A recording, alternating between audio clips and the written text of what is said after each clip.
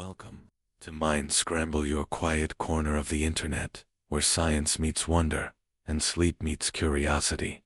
If you're here tonight, it means something inside you is still seeking not chaos or noise, but a gentler kind of truth. The kind you can fall asleep to, so get comfortable. Let the day dissolve. Let your breath slow down. Let the thoughts chasing you finally pause. Whether this is your first time with us, or you've joined our nightly thought experiments before, know that you're not alone. The world outside may be loud, but this space is quiet. Here, we explore the deepest corners of the mind, the fabric of time, the illusions we live inside, all without fear. Tonight, we begin with a question that might unravel everything you think you know. What is reality, really? Let's begin. Asterisk. What is reality? It's a question that, on the surface, seems obvious. You wake up, you open your eyes, you feel your bedsheets, stretch your legs, hear the world hum beyond your window.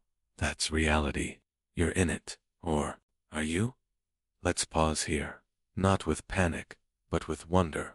Take a breath, a slow one, and gently observe where your attention is. Right now, your ears are receiving sound, my voice, but what you are actually hearing is a digital interpretation, processed in your brain, shaped by the unique fingerprint of your nervous system, your culture, your past, your emotional state. Reality, in this moment, is a constructed experience.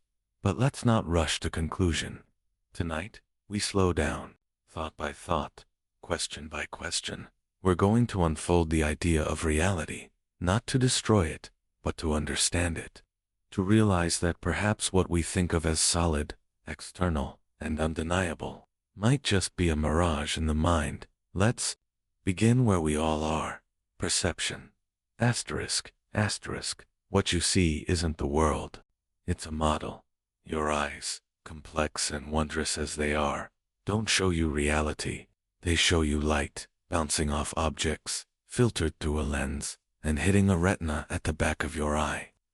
That retina converts light into electrical signals, which are then sent to the brain.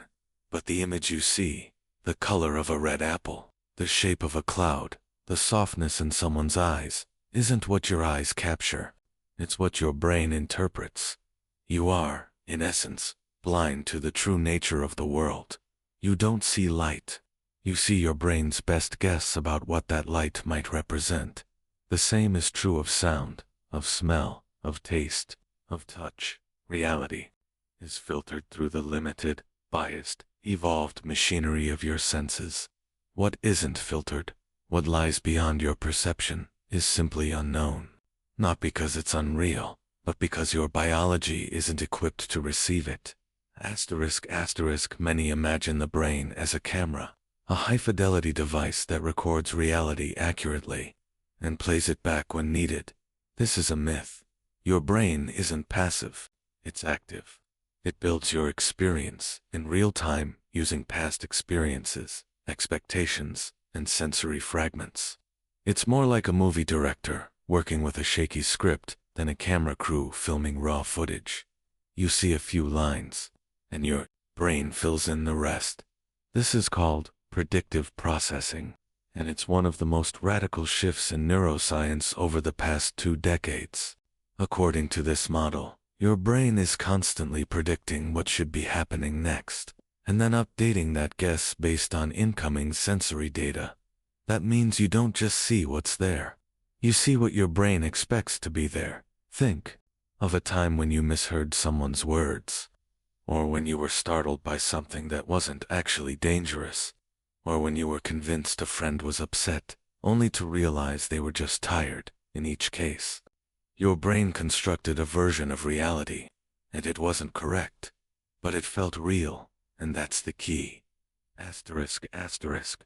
Let's talk about illusions, not as tricks or magic, but as windows into how your brain really works. Take the Muller-Lyer illusion. 2 lines of equal length appear to be different because of the arrows on their ends. Even when you know they're the same, your brain continues to interpret them incorrectly. Why? Because your brain is using context, shadow, depth, perception, and cultural assumptions to build the most likely interpretation of what it's seeing. It's doing this based on millions of years of evolutionary wiring. Your brain isn't failing. It's doing its job, interpreting limited data in the most useful way it knows how. But this also means something deeper. If your perception can be tricked, even when you know you're being tricked, what does that say about reality? It says this: what feels real may not be real, and what is real, you may never directly know. Asterisk, asterisk, let's widen our scope.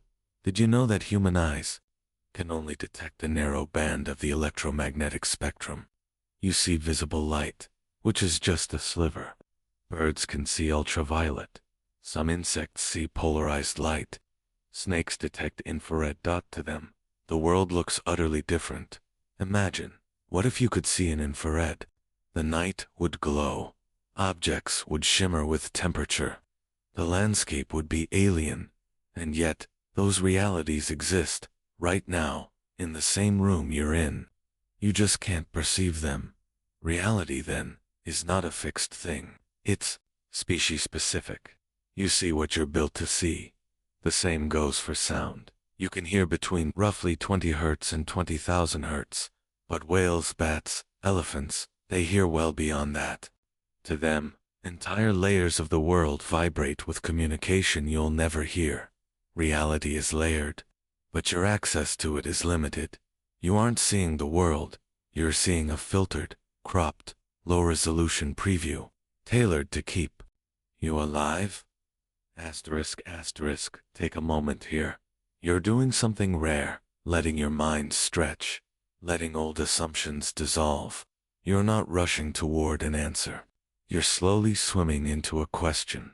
And the question is this: if everything I see, hear, and feel is a constructed interpretation, then what is the true nature of reality beneath it? We'll begin exploring that in part 2, where we move from perception into culture, psychology, quantum physics, and finally the question of simulation. Asterisk, asterisk, imagine you were born on a remote island, isolated from all civilization. Your reality would be shaped by the waves, the sky, the trees, and by the language your people speak, if any.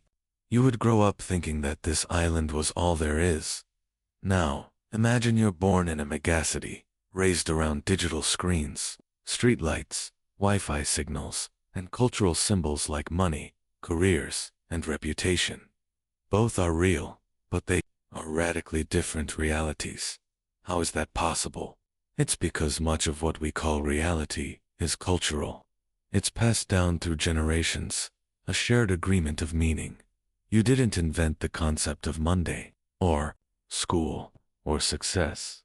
These are social constructs, mental models, given to you through language and symbols. The language you speak doesn't just describe your thoughts, it shapes them. Some indigenous tribes, like the Tezoltal in Mexico, use absolute directions north, south, east, west, instead of left and right.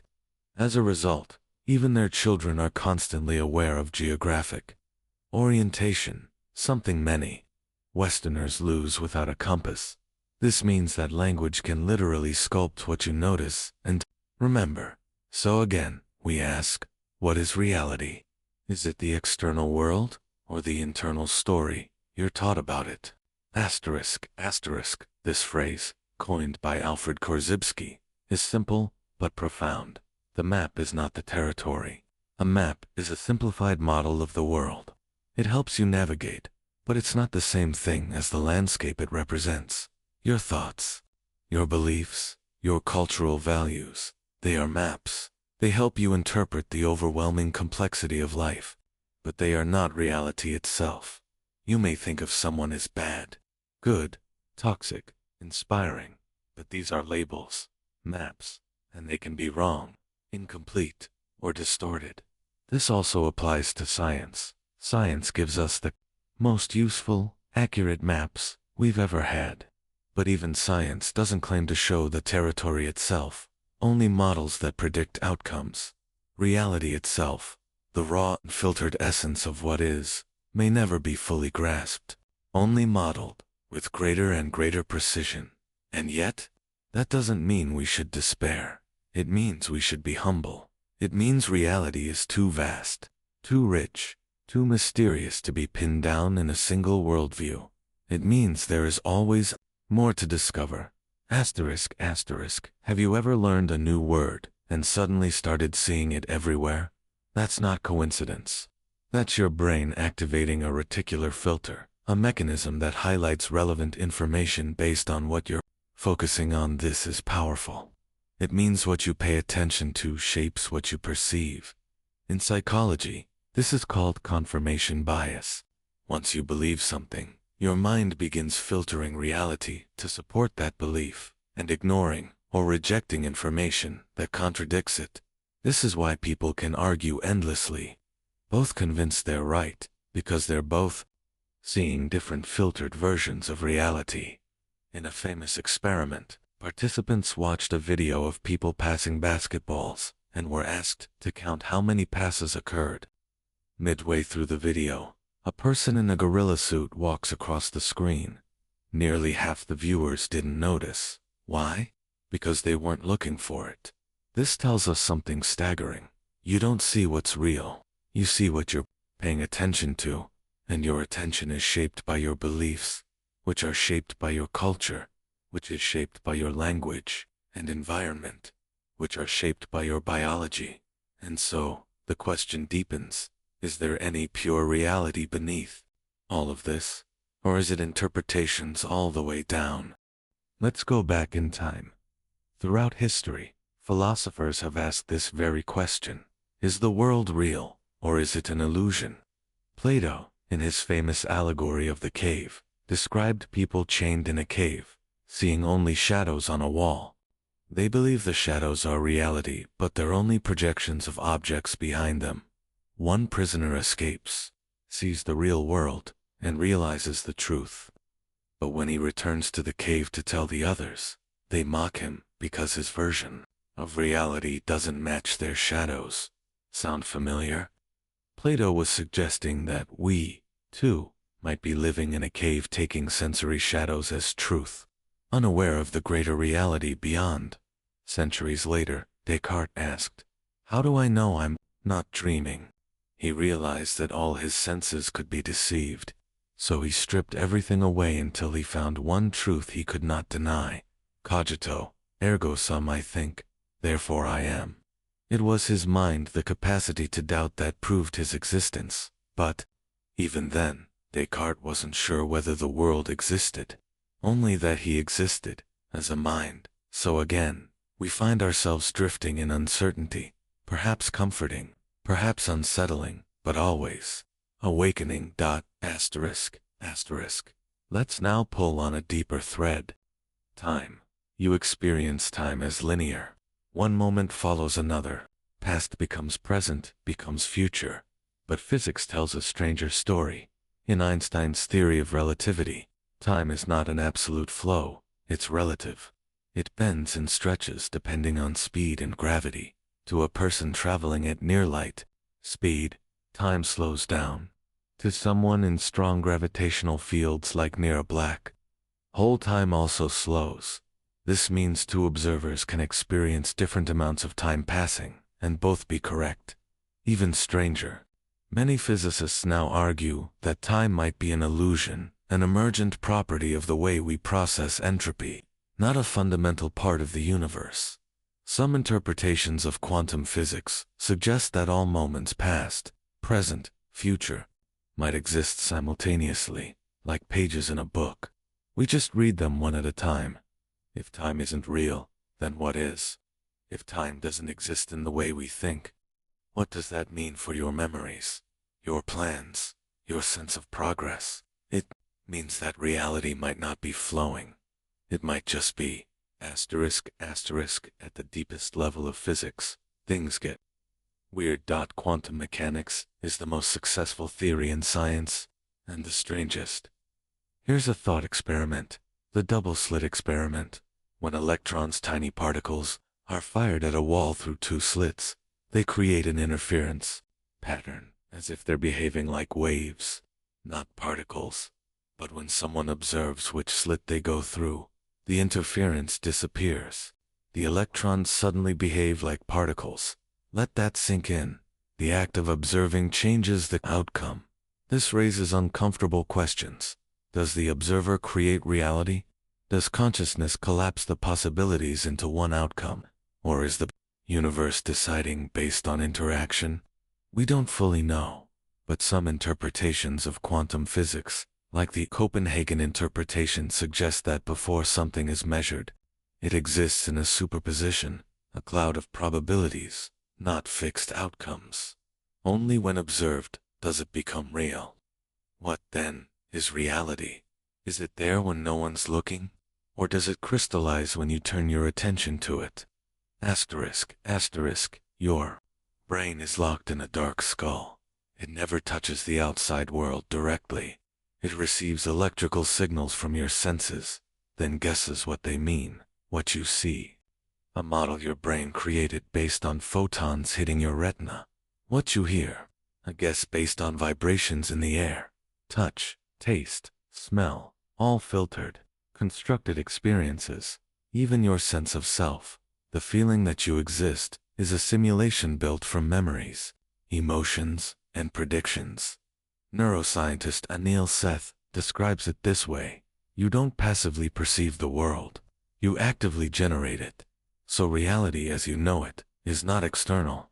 It's an internal hallucination that your brain constantly updates. Most of the time, your internal model matches the outside world, but sometimes it doesn't. That's when you experience illusions, dreams, déjà vu, or even altered states. Which brings us to ... asterisk, asterisk, every night. You enter another world. In dreams, impossible things happen. Time warps. Logic dissolves. People speak in symbols.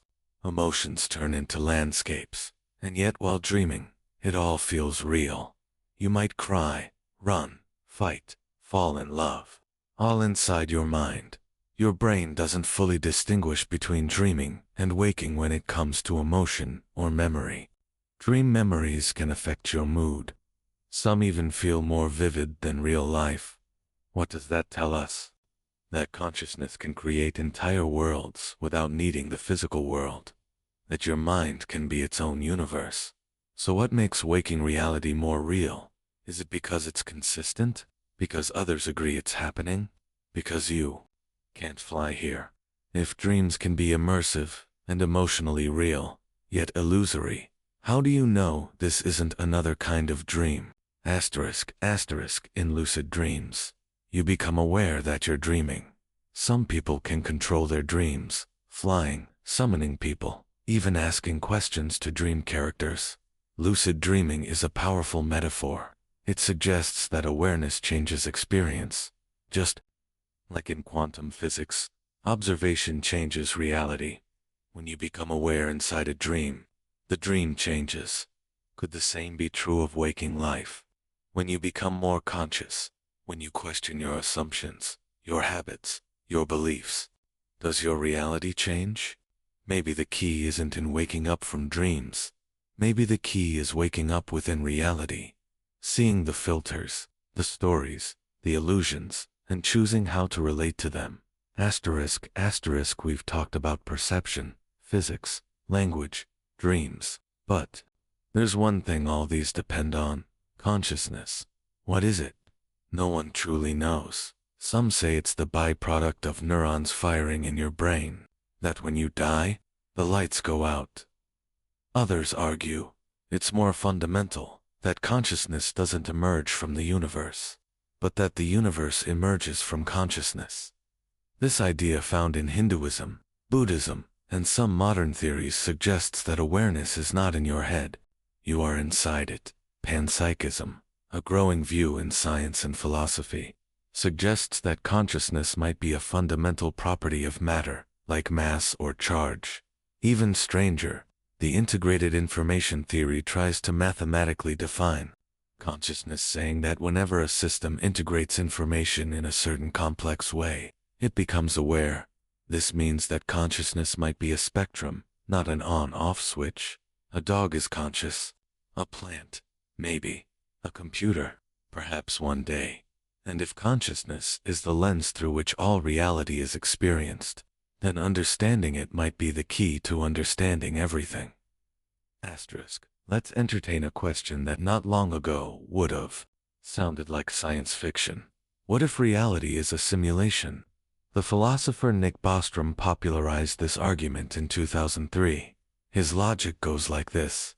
Advanced civilizations will eventually develop the power to simulate entire realities. If that's possible, they would likely run many simulations for science, history, entertainment. Therefore, the number of simulated realities could vastly outnumber the one base reality. If so, what are the odds that you are in the one real universe? Statistically, it's more likely you're in a simulation than not. Even figures like Elon Musk and Neil deGrasse Tyson have considered this possibility seriously. But what would that mean? That reality is coded with rules like physics, boundaries like light speed, and rendering particles popping into being only when observed. That our memories, lives, and choices are part of an elaborate program. That a civilization outside our own, with unimaginable computational power, is watching. Maybe. But maybe we don't need a computer at all, because in a way, your brain is already simulating reality. It builds a virtual world for you to live in. If that's true, if all experience is filtered through internal models, then aren't we all already inside simulations? Asterisk. Here's a terrifying idea. What if only you exist? That's solipsism, the belief that your mind is the only thing that can be known to exist. Everything else, people, places, the universe could be projections of your consciousness. Why is this impossible to disprove? Because all your experiences, including others' reactions, are processed within you. You don't experience other minds directly, only your perception of them. Every face, voice, emotion is data arriving in your consciousness. What if no one else is real? Now, most people don't believe this literally, but it's a philosophical extreme that forces us to confront an uncomfortable truth. You are forever trapped inside your own experience. You'll never be able to step outside your mind and verify the realness of others. Even empathy, one of our most powerful tools, is an imagination of what someone else feels. It's sobering, but also humbling, because if everyone else is not imaginary, then every person you meet is living inside their own private reality, as vivid, terrifying, beautiful, and isolated as yours. And that makes connection even more sacred. Asterisk. If solipsism is the extreme isolation of mind, then intersubjectivity is the bridge between us. You see red, I see red. We agree it's red, but we'll never know if we're seeing the same thing. Still, we build shared languages, shared cultures, shared beliefs. Reality, in practice, becomes the stories we agree on. This is where anthropology, sociology, and psychology step in. What is money? A story we all believe. What is a country? A boundary we all honor. What is success, love, failure, time, or worth? Shared fictions.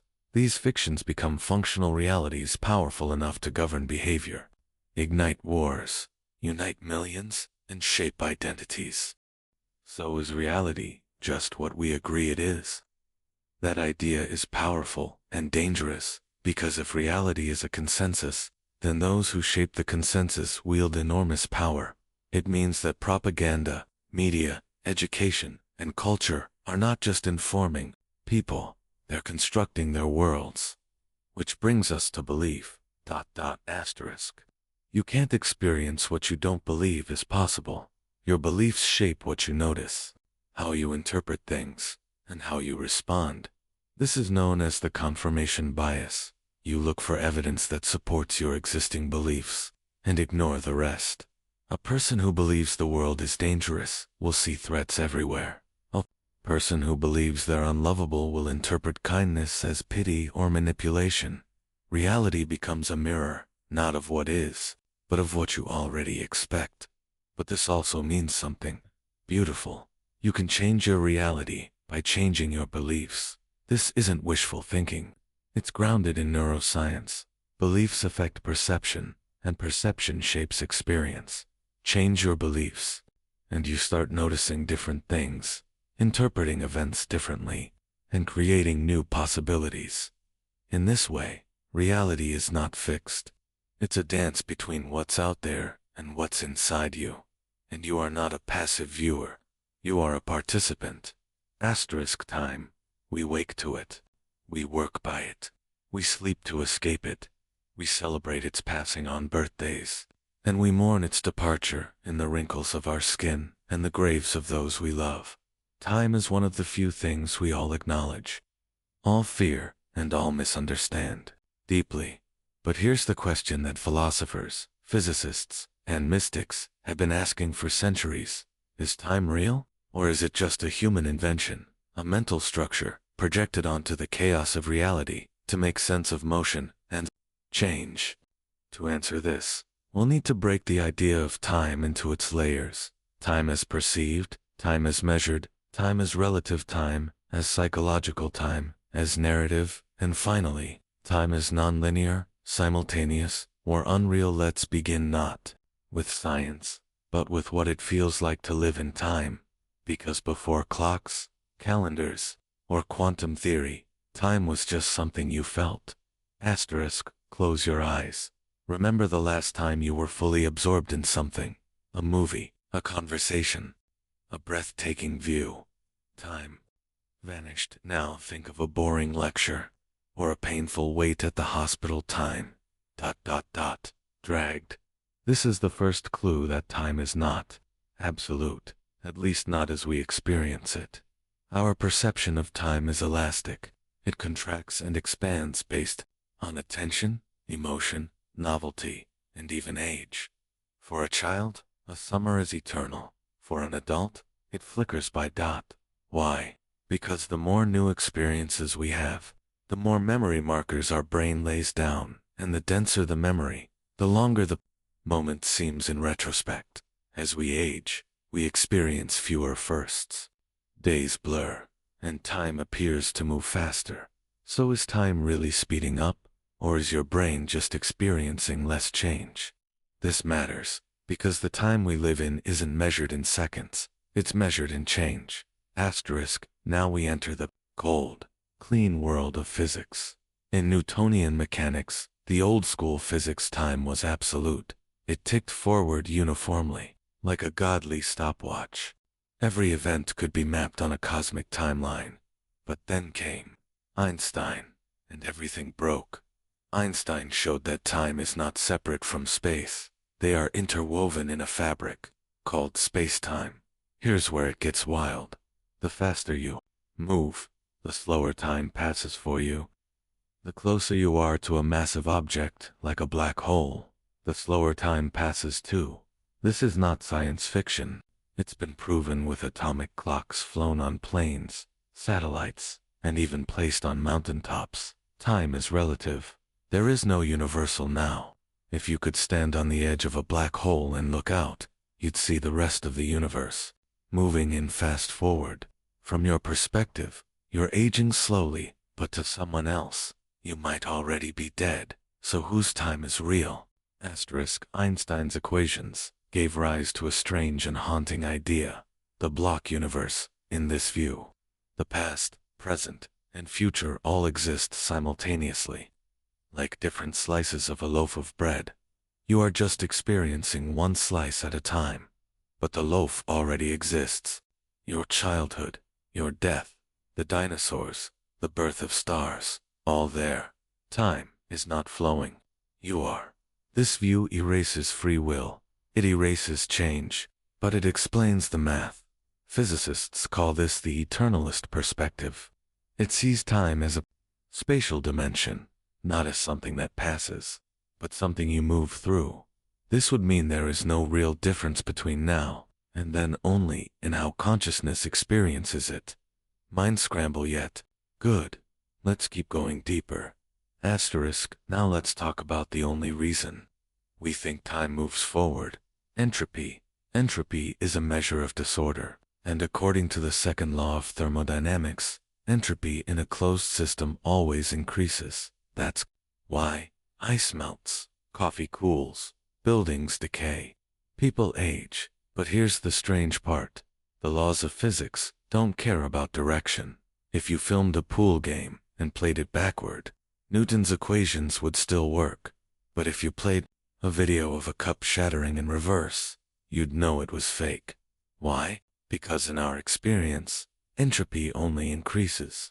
That gives us the feeling of an arrow of time pointing from past to future. This arrow is not physical. It's statistical. The universe started in a very low entropy state, the Big Bang, and it's moving toward high entropy heat death. Your memories, they rely on increasing entropy.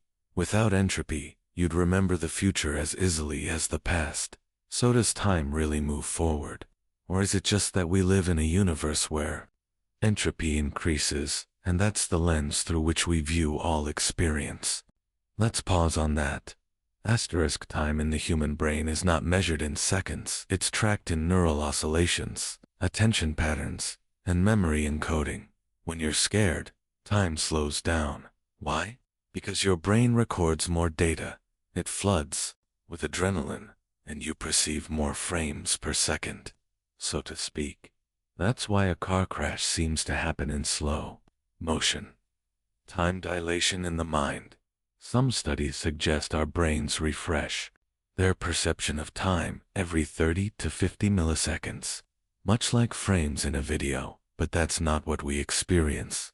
We feel a flowing river of time, a continuous stream, yet under brain scans, our awareness is not continuous, it's chunked. Like flipping through a book frame by frame. So again, is time real? Or is it a hallucination created by a machine trying to make sense of motion? Let's step even further from science and into the mind. Have you ever had a dream that seemed to last hours, even though it passed in seconds? Or sat in meditation for what felt like minutes, only to find an hour had passed? Altered states dreaming, psychedelics, flow states distort time completely. In dreams, we can jump decades, rewind, pause, fast forward. The internal sense of time decouples from the outside world. This shows us something crucial. The perception of time is not fixed. It is mutable, hackable, even erasable. Buddhist monks speak of entering states where time ceases, where awareness floats free of past and future. In these states, what are you inside of? Is it a moment? A field? A stillness? Maybe time is just a function of the mind moving between changes and without change. There is no time at all. Let's zoom out from the mind and look at civilization. We measure time with clocks, calendars, atomic decay. We believe we've captured time, but we haven't. We've just agreed on a shared illusion. What is a second? It's defined as 9,192,631,770 oscillations of a cesium atom. Totally arbitrary, yet totally standardized. This agreement allows us to build trains, planes, and cities, but it has nothing to do with how we feel time. In fact, the more precise we get with time, the more disconnected we become from natural time, sunrise, moon cycles, seasonal rhythms. Humans evolved in nature's time. We now live in machine time, and that may be doing something subtle and damaging to our perception of life. Modern science sees time as a dimension or a metric, but ancient cultures saw it differently. The Maya believed time was cyclical, repeating patterns governed by the cosmos. Hindus see time as vast yugas, ages spanning billions of years in cycles of creation and destruction. In Aboriginal Dreamtime, the past and present coexist. Time is not something you pass through, it is something you enter. These models suggest time is not a line, but a spiral, a circle, or a layered realm. Even in Christianity and Islam, time is not always linear. There is an end-of-time concept, a reset, so perhaps the linear arrow is just a cultural habit, one shaped by books, history, and mechanical clocks. If we grew up in a culture that saw time as circular, would we feel different about our lives? Would we fear aging less? Would we mourn differently? Asterisk. We often forget that our bodies are clocks too, from the daily rise and fall of cortisol to the beating of our hearts and the blinking of our eyes. Every living organism is built around rhythms. These are called circadian rhythms, and they follow the 24-hour cycle of light and dark. But beyond that are ultradian rhythms, shorter cycles, like 90-minute focus windows, infradian rhythms, longer ones, like monthly hormonal changes, and lifelong developmental stages, such as puberty, menopause, aging. All these internal clocks are not dictated by machines, but by nature, by the sun, the moon, and evolutionary patterns. Jet lag is not just tiredness, it's your cells being confused about what time it is. That tells us something. Time is not just a mental or philosophical construct. It's cellular, biological, etched into the structure of life itself, and yet, despite these deep, natural rhythms, we increasingly live by artificial time, productivity. Despite these deep natural rhythms, we increasingly live by artificial time, productivity schedules, deadlines, calendars. We are chronically out of sync. No wonder anxiety and depression are skyrocketing. Perhaps we are fighting time, instead of flowing with it. Asterisk. Have you ever had déjà vu, the sense that you've lived a moment before? Science explains it as a glitch in memory processing, but many spiritual systems view it differently, as evidence of looped time, reincarnation, past lives, eternal return. These all challenge the linear model of time. The philosopher, Nietzsche, proposed eternal recurrence, the idea that the universe repeats itself infinitely, including every moment of your life, over and over again. Would that make your choices more meaningful, or less? In Hindu and Buddhist cosmology, your soul reincarnates until it reaches liberation, moksha, or nirvana. In these models, time is a wheel, not a road. So what happens if time is not a forward march, but a cosmic loop? Are we destined to repeat ourselves, or can we step off the wheel? Asterisk. At the quantum level, particles behave in ways that seem to ignore time altogether. Electrons exist in superposition, being in multiple states at once. Quantum entanglement allows particles to affect each other instantaneously, even across galaxies. And in the famous double-slit experiment, particles behave differently depending on whether they're observed retroactively, changing their history.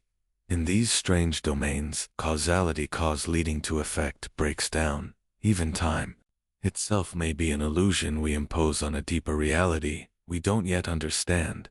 Some quantum gravity theories propose that time emerges only after other forces are accounted for, that it's not a fundamental aspect of reality. Imagine that. Time isn't basic. It's built, a side effect, an emergent phenomenon. What if it's only useful in our macroscopic world, but meaningless at the level of quarks and strings? Asterisk. If time doesn't flow, do we have free will? This is one of the deepest questions in both philosophy and physics. In a block universe, as we discussed, everything that ever happened, or will happen, already exists. The past, present, and future are laid out like frames on a reel of film. In such a universe, your decisions are already encoded. Your future is as fixed as your past. Free will might be a comforting illusion, yet that feels wrong, doesn't it? We feel like we choose, like we act, not just observe. So is it possible that time is both real and not real, that we're navigating a pre-built map, but how we walk through it still matters? The physicist Carlo Rovelli suggests that time is not universal. It's not the same everywhere, and it doesn't even exist in certain equations of quantum gravity. So maybe free will operates in local time, subjective time. You're not free to change the universe, but you're free to experience it your way. That's a kind of freedom worth having. Asterisk. Here's a haunting thought. Without memory, there is no time. You could be living the same moment over and over again, and never know. What creates the sense of time passing is your ability to remember before. Memory creates narrative, and narrative creates identity. I remember being 10, so I must be older now. But memory is fallible. It's reconstructed, biased, and often wrong. So if memory is faulty, and memory creates time, what does that say about our experience of time? It means your entire history may be a kind of dream stitched together by a biological narrator in your head. You're not living through time, you're dreaming it, and when that narrator sleeps, time disappears. Asterisk. Let's return to the simplest and perhaps most powerful idea about time. The now is all there is. Eckhart Tolle built an entire philosophy around this in The Power of Now. Buddhist masters have said it for millennia. Past and future are illusions. Only the present is real. And indeed, when you look closely, neither the past nor future can be found. They are mental constructions. The only moment you ever live in is this one now. Every second that passes is already gone. But strangely, you can't even grab the now. It slips through your fingers the moment you name it. Maybe that's why mystics say the present moment is timeless, not because it lasts forever, but because in it, you transcend the very idea of time. After everything we've explored, physics, biology, consciousness, ancient myths, the question remains, what is time? A dimension, a measurement, an illusion, a feeling, a prison, a story. Perhaps it is all of these, and none. Perhaps time is not a thing, but a way we move, a way we suffer, a way we grow, a way we become. Asterisk. Before we dive into the nature of time, let's ask, how do we even perceive it? Your brain doesn't come with a built-in clock like a wristwatch. There's no central timekeeper inside your skull. Instead, your brain constructs time through a blend of sensory data, memory, and attention.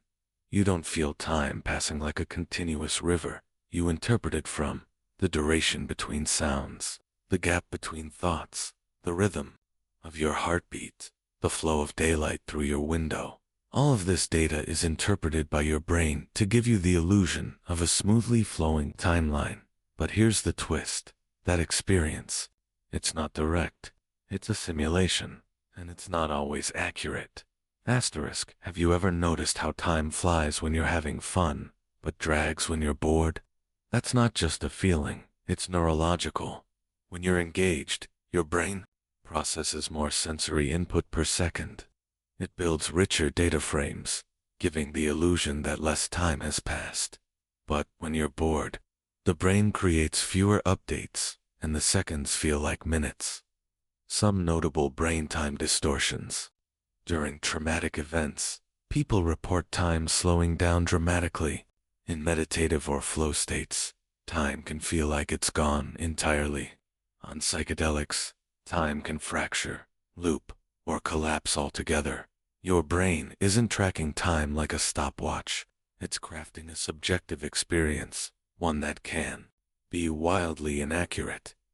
Asterisk. So where in the brain does time live? Studies show that the basal ganglia, cerebellum, and prefrontal cortex all contribute to timing mechanisms. But one of the key players is the supplementary motor area SMA, part of the temporal cortex. These regions help us predict when an event will occur, coordinate movement like catching a ball, estimate durations, like how long we've been waiting in line. But here's what's interesting. These are motor and cognitive areas. They're not just watching time, they're building it for action. In other words, time perception evolved not to understand reality, but to help you survive. That suggests our brain's experience of time is a tool, not a truth. Asterisk. Music is one of the clearest windows into how the brain perceives time. We feel the beat, but what is that? Your brain literally predicts when the next note will occur. This ability is tied to dopamine release and neural oscillations. When a song hits just right, your brain is synchronizing its internal clock with external rhythms. That's why a good beat makes you move. It's neural alignment with time.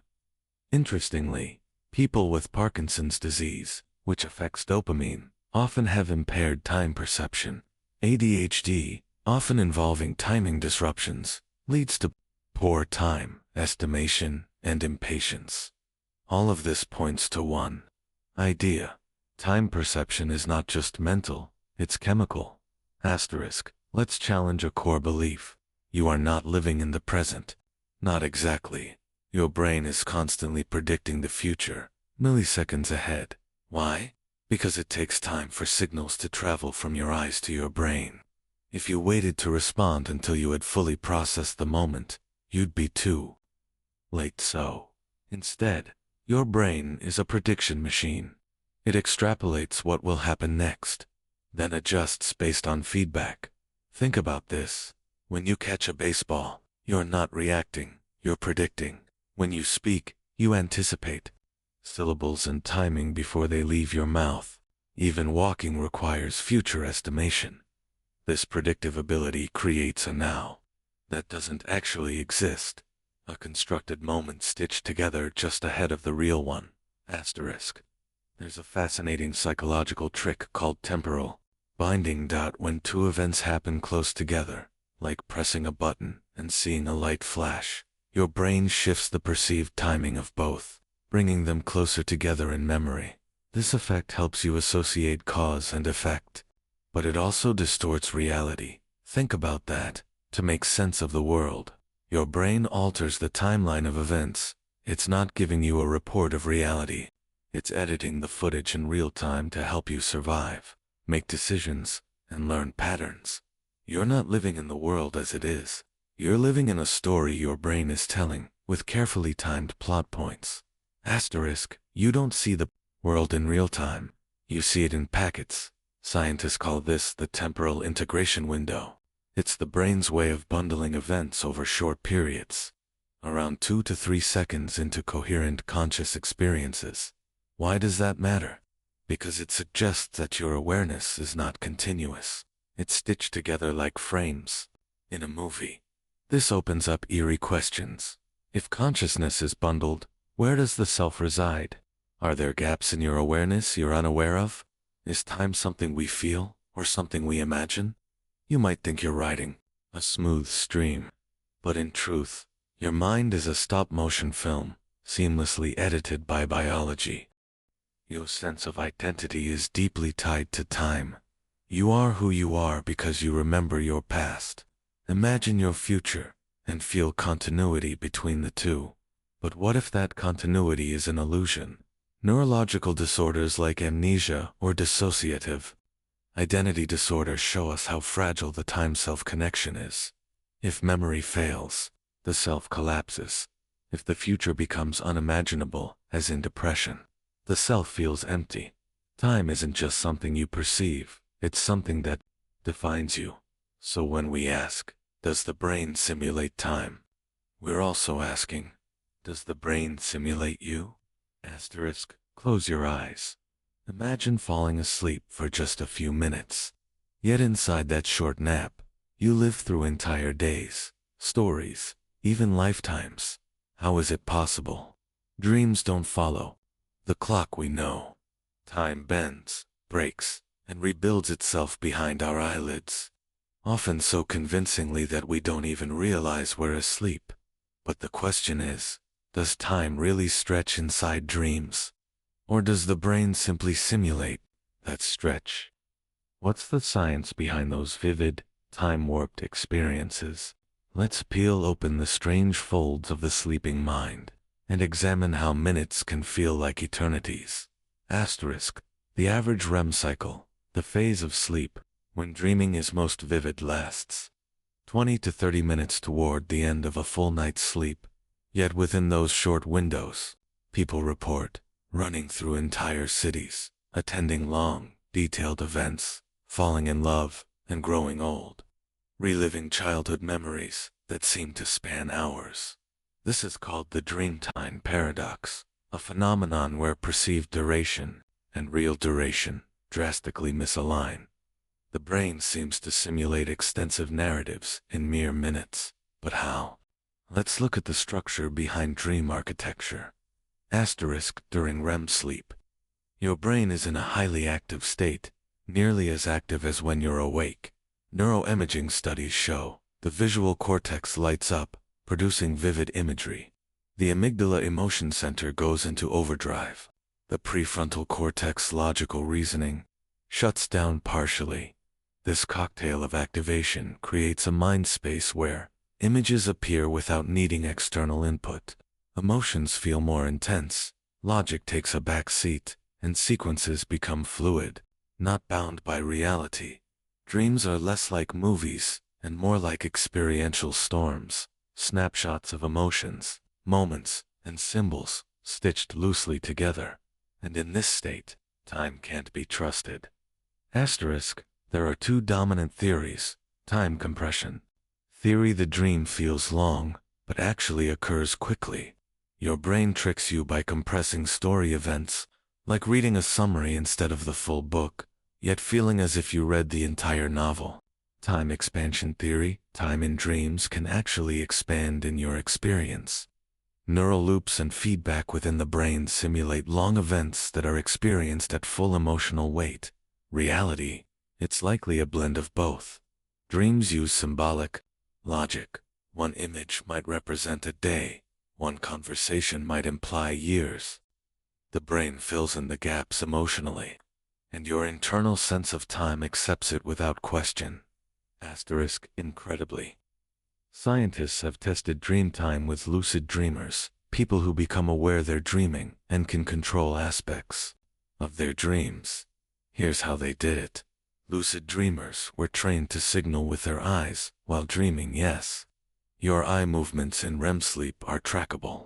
They were asked to count to 10 in the dream, then signal again. Results: dream time counting often matched real-world time, but sometimes it felt longer or shorter. Emotional or complex dreams tended to stretch subjective time. This shows us that the brain can simulate time almost as precisely in dreams as when awake, but emotions and attention deeply influence how long it feels. Asterisk, have you ever had a dream that repeated, maybe a scenario looped, or a hallway extended endlessly, or a single moment stretched so long it became surreal? These experiences reveal how the brain handles cognitive time, not linear time. Loops reflect emotional rumination or memory processing. Infinite spaces reflect unresolved thoughts or concepts. The brain is grappling with frozen moments. Show the brain holding on to emotional peaks, like joy, fear, or wonder, and stretching them to extract meaning. This isn't time in the physical sense. It's psychological time, elastic, symbolic, personal. Asterisk. One of the most profound functions of dreaming is memory consolidation. But here's what makes it magical. In dreams, memories aren't just stored. They're rearranged in time. You might dream about your childhood bedroom with your adult friends inside it, or meet a long-lost relative in a futuristic city. These aren't mistakes. They're intentional memory recombinations. The brain isn't using time as a timeline. It's using time as a stage to remix emotions, memories, and sensations into new narratives. This process might be how we process trauma, strengthen emotional learning, solve complex problems with non-linear logic. Einstein famously said, "Put your hand on a hot stove for a minute, and it seems like an hour. Sit with a pretty girl for an hour, and it seems like a minute." That's relativity. Interestingly, this psychological relativity resembles dream time more than physical time. In dreams, emotions bend, time, perception, scenes warp in proportion to their meaning, not their logic. A moment of fear can stretch endlessly. A joyful reunion can compress an entire emotional journey into a single hug. So, while dreams don't violate Einstein's equations, they do operate in a space that behaves as if time were relative to emotion, making relativity more than just physics. There's a fascinating parallel between dreams and meditation. In deep meditation, time becomes distant. Minutes pass without notice. Some practitioners report timeless states, pure awareness without sequence. This is crucial because during dreaming, your default mode network DMN, responsible for daydreaming, self-awareness, and past-future thinking, is deactivated. What's left is pure experience. This hints that dream time may not just be a skewed clock. It may be the absence of clock thinking entirely. The mind in dreams doesn't tick, it flows. In storytelling, we use techniques like montage, a fast forward of events, symbolism. An object represents something larger, cutscenes jumping from moment to moment. Dreams do the same, but with far more power. In dreams, a wedding ring may represent an entire relationship. A falling elevator might stand for years of anxiety. A train ride could replace a month-long journey. The brain condenses entire narratives into symbolic snapshots that are emotionally full, even if temporally short. This explains why 5 minutes of dreaming can feel like years, not because the events are long, but because their meaning is so rich. Ever woken up in your dream, only to realize you're still dreaming? These are called false awakenings, and they often come with a peculiar side effect: time loops. You dream you've woken up. You go about your morning. You realize something's wrong. You wake up again. The cycle repeats. These recursive dreams play with layered time, much like the film Inception. Each layer feels real and self-contained, and time flows differently in each. Why does this happen? It's theorized that the brain, when unsure if it's awake or asleep, creates nested environments to test reality. Each environment comes with its own rules of time, sometimes longer, sometimes frozen. It's the ultimate illusion, dreaming within a dream. Time within time. The hippocampus is the brain's memory center, and it plays a central role in placing events in time, creating a linear storyline, remembering sequences. During dreaming, the hippocampus is partially suppressed. Memory fragments float freely. Sequences get scrambled. As a result, you might meet a friend who died years ago, but feel no confusion. You might live in your old house and current apartment simultaneously. The dream removes the timeline constraint, and with it, any fixed sense of time. It's not just emotional manipulation, it's neurological deconstruction of temporal logic. Why would our brain evolve this ability to manipulate time in dreams? Possible answers: survival simulation. Dreams simulate dangers. Time distortion allows full-length scenarios to play out quickly so we can learn from them. Emotional processing. By bending time, the brain can stretch emotional events and integrate them deeply into our psyche. Creative problem solving.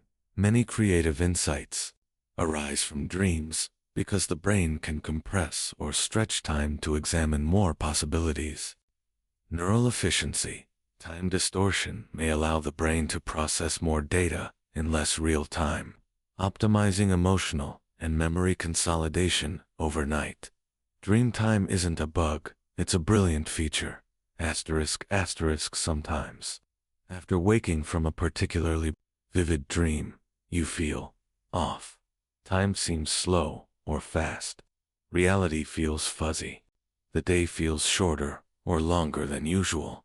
This is called residual dream distortion, when the brain's internal time still lingers after waking. Why? Because the transition between REM sleep and waking isn't always clean. The dream's echoes influencing your cognition, attention, and sense of temporal flow, even while conscious. You're not hallucinating. You're still half gliding through neural dreamwaves. Can we control how time feels in dreams? Some techniques. Lucid dreaming training helps stretch time consciously. Dream journaling improves recall and reveals how time behaves in your personal dream logic. WBTB Wake Back to Bed disrupts sleep to increase vivid REM dreams. Audio cues, like slow music or guided voices, can sometimes influence time flow within a dream. However, true time dilation is still subjective. Until we can record and project dreams like films, Dream time will remain a private universe, uniquely tailored by each person's mind. Asterisk, why do minutes become hours in dreams? Time in dreams is not measured, it is felt. The brain compresses, expands, loops, and distorts time to reflect emotion, memory, and meaning. Dreams operate on psychological time, not chronological time. Neurological, evolutionary, and emotional mechanisms all reshape how time is perceived in dreams. In the end, the dream clock is not broken, it is brilliantly and intentionally designed to make us feel more in less time. Asterisk. Close your eyes for a moment. What if everything you've ever experienced, every sound, every sight, every touch, is not coming from the world outside, but is being fed to your brain by something else? Not metaphorically, literally. What if reality is code? The idea might sound like science fiction, but in recent years, the simulation hypothesis has emerged as one of the most provocative and unsettling questions in modern science and philosophy. It doesn't ask, could we simulate reality? It asks, what if we're already inside one? Tonight, we journey into this puzzle, not to scare, but to calmly explore what it means to question the very floor beneath our thoughts. So, settle in. Let's dismantle what we know and what we assume. Asterisk. In 2003, philosopher Nick Bostrom from Oxford University published a paper that changed everything. He proposed that one of the following must be true. Civilizations never reach the technological level to create simulations of conscious beings. They reach that level but choose never to simulate minds. They reach that level and run massive simulations, and we are likely inside one. In other words, if it's possible to simulate reality, and someone, somewhere, will eventually do it, the number of simulated minds could far outweigh the number of real ones, and, if that's the case, statistically, we are probably not the originals. We're the copy. Asterisk. Here's a key question. Why simulate a universe in the first place? There are many plausible reasons. Historical research, a super advanced civilization, might want to see how their ancient ancestors lived. Entertainment, just like we play open-world video games, their citizens might explore fully immersive human simulations. Moral training, simulated environments could test ethical decisions without real-world consequences. Science, simulations could model cosmological phenomena more efficiently than real-world experiments. From their perspective, our entire universe might be a lab, or a novel, or a tutorial, and we'd never know. Asterisk. Strangely, some elements of our physical reality behave in ways that seem suspiciously digital. The Planck length, the smallest measurable length in physics. Reality doesn't go below it, as if it were pixelated. The speed of light, the universal speed limit, like a processing cap in a system. Quantum mechanics, particles exist in multiple states until observed, like rendering on demand. Some physicists have even found mathematical structures, like error-correcting codes, buried in the equations that govern the universe. These aren't metaphorical analogies. They're actual patterns embedded in the language of physics that mirror how we program systems. Asterisk. One of the deepest questions of all is, what is consciousness? Some theorists suggest that it's not a magical force. It's simply a complex algorithm emergent from countless neural processes simulated in real time. Think of it like an AI in a video game. You give it a body, the avatar. You give it parameters, the environment. You let it learn, explore, evolve. Over time, its behaviors become indistinguishable from free will. Now scale that up. What if our consciousness is the product of code we can't see? Asterisk. Here's an old philosophical riddle. Imagine your brain is removed and placed in a vat of nutrients, and connected to a supercomputer that feeds it electrical impulses, mimicking real experiences. Could you tell the difference? No, you would see, hear, feel, and think everything exactly as you do now. This is the basis of simulation skepticism, the idea that we have no way to prove we aren't being fed experiences by some hidden source. Your life could be the world's most detailed illusion, and it would still feel 100% real. Asterisk, many people report strange phenomena, déjà vu, objects disappearing and reappearing, time feeling inconsistent, uncanny coincidences, while science often explains these as brain quirks.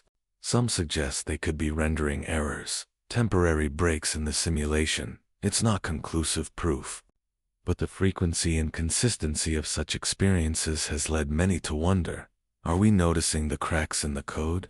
Asterisk, in quantum mechanics, particles don't exist in one state until they are observed. This is called the observer effect, and it's been tested and proven. Until you look at an electron, it behaves like a wave. Once you observe it, it becomes a particle. It's as if the universe waits to be seen before finalizing its details. That sounds a lot like how video games work, rendering objects only when a player is nearby. To save memory, is the universe optimizing its resources? Or is it responding to the observer like a program? Asterisk, let's say you're in a simulation, completely digital, running on an alien computer. Would you even be able to know? Consider this. A character in a video game doesn't know its code. An AI in a training environment believes it's real, unless told otherwise. A simulated civilization would only know as much as its creators allow it to know. Your memories, senses, logic, all shaped by the parameters of the program. Even your doubts about reality may have been simulated, and yet, the very fact that we're asking the question might point to something else. Are we meant to wonder?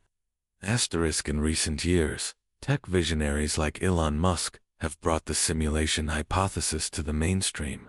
Musk famously stated, "There's a 1,000,000,000 to 1 chance we're living in base reality." His reasoning: 40 years ago, we had Pong.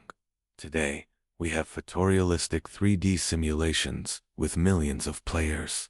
If progress continues, we'll eventually simulate entire consciousnesses. If any civilization, anywhere, gets to that level, there could be trillions of simulated realities, and only one base reality. Statistically speaking, we're more likely to be in one of the simulations. Asterisk, now, let's go deeper. What if the civilization that created us is itself simulated? Imagine a recursive chain. Base reality, simulated universe 1, simulated civilization 2, simulated world 3, and so on, each layer, unaware of the one above it. The simulation could go on for dozens, hundreds, even infinite levels, like dreams inside dreams. This simulation stack theory leads to a chilling thought. There may be no real world, just an infinite loop of simulations simulating themselves. Asterisk, let's say it's true. Let's say your thoughts, your memories, your family, everything is part of a simulation. The next question is, does that change anything? You still feel love. You still fear loss. You still dream, suffer, hope. If your experience is indistinguishable from real, maybe that's all that matters. From an ethical and emotional perspective, simulated consciousness is still consciousness. Your pain is still pain. Your joy is still joy. Your story is still yours. So even if we're living in code, we are alive. Asterisk, if we one day develop the power to simulate minds, should we? This opens a new ethical battlefield. Is it moral to create suffering in a simulation? Do simulated minds have rights? What responsibilities do the creators have? If we're in a simulation, it means our creators, whoever they are, made the choice to let us experience fear, death, and loss. That raises uncomfortable possibilities. Are we an experiment in suffering, a test of moral behavior, entertainment, and if we create our own simulations, do we become gods? Asterisk, suppose you become convinced fully that your world is fake. How do you escape? Philosophers suggest possible approaches. Look for patterns or glitches. Attempt to break the system through unpredictable behavior. Meditate, disconnect from your programming, seek signals from outside the simulation. But what if there is no escape? Or worse, what if the moment you wake up is just entering another simulation? The loop continues. The maze resets. You never find the edge. You just keep looking. Asterisk. Interestingly, many simulation ideas mirror religious beliefs. A creator who built everything. A design behind the chaos. A place beyond this one. Heaven. Nirvana. Transcendence. In this view, the programmer is just another term for God, and the simulation, our temporary test before something greater. It's no wonder some see the simulation hypothesis not as science fiction, but as a modern spiritual theory, a way to reconcile science with belief. Asterisk. Let's address the hard truth. No matter how many clues we gather, quantum weirdness, digital physics, logical arguments, we may never be able to prove we're simulated. Why? Because any good simulation would include self-consistency. The rules would be airtight. The program would hide its source. It's like asking a dream character to prove it's in a dream. The very tools we'd use to measure the system are part of the system. It's the ultimate philosophical trap. We might live our entire lives wondering, without ever finding the answer. Asterisk. Here's a hopeful twist. What if we're not in a simulation? What if we are the first intelligent species to reach this level of awareness, the first minds to even ask the question? That would mean we're pioneers. We're not the experiment, we're the creators. The future is unwritten. Instead of being digital ghosts, we are the architects of destiny, and perhaps it's our responsibility to choose wisely. Whether we're simulated or not, whether this is code, or chaos, or creation, you're still here. You still matter. Your breath, your heartbeat, your hopes, they are all real to you, and that is the only kind of real that ever mattered. So, tonight, as you drift into the deep folds of sleep, let your thoughts expand, not with fear, but with curiosity. You don't need certainty to live beautifully. You only need wonder. Asterisk. Introduction to the illusion. Close your eyes. Take a breath. Now ask yourself something deeply strange. Is the world you experience truly the world that exists? What if I told you everything you see, hear, touch, taste, and feel is not a direct experience of reality, but a simulation, moment by moment inside your skull, not by a computer, not by an alien lab, but by you, more precisely, by your brain. This isn't just philosophy. It's physics, biology, and neuroscience. And tonight, we're going to gently unpack one of the strangest truths about your existence. You don't perceive reality. You perceive your brain's best guess of it. So let's start there. Asterisk. What is perception, really? To understand how we build reality, we first have to ask, what is perception? Perception is not passive. It's not like a camera recording light, sound, and sensation instead. Perception is active construction, your brain assembling inputs, predictions, and prior experiences to create what feels like the outside world. Think of it as a three-part system: sensation, your eyes, ears, skin, and more gather raw data. Processing, your brain filters, prioritizes, and interprets. Interpretation, your mind presents a final image, like a movie playing in your head. But that movie is not the world.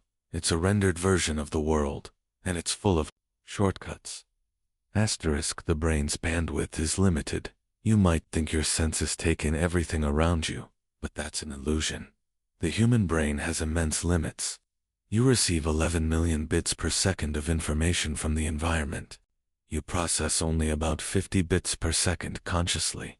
That means over 99.9995% of sensory input is ignored or filtered out. To cope, your brain relies on compression algorithms like a video game engine, rendering only what's visible on screen.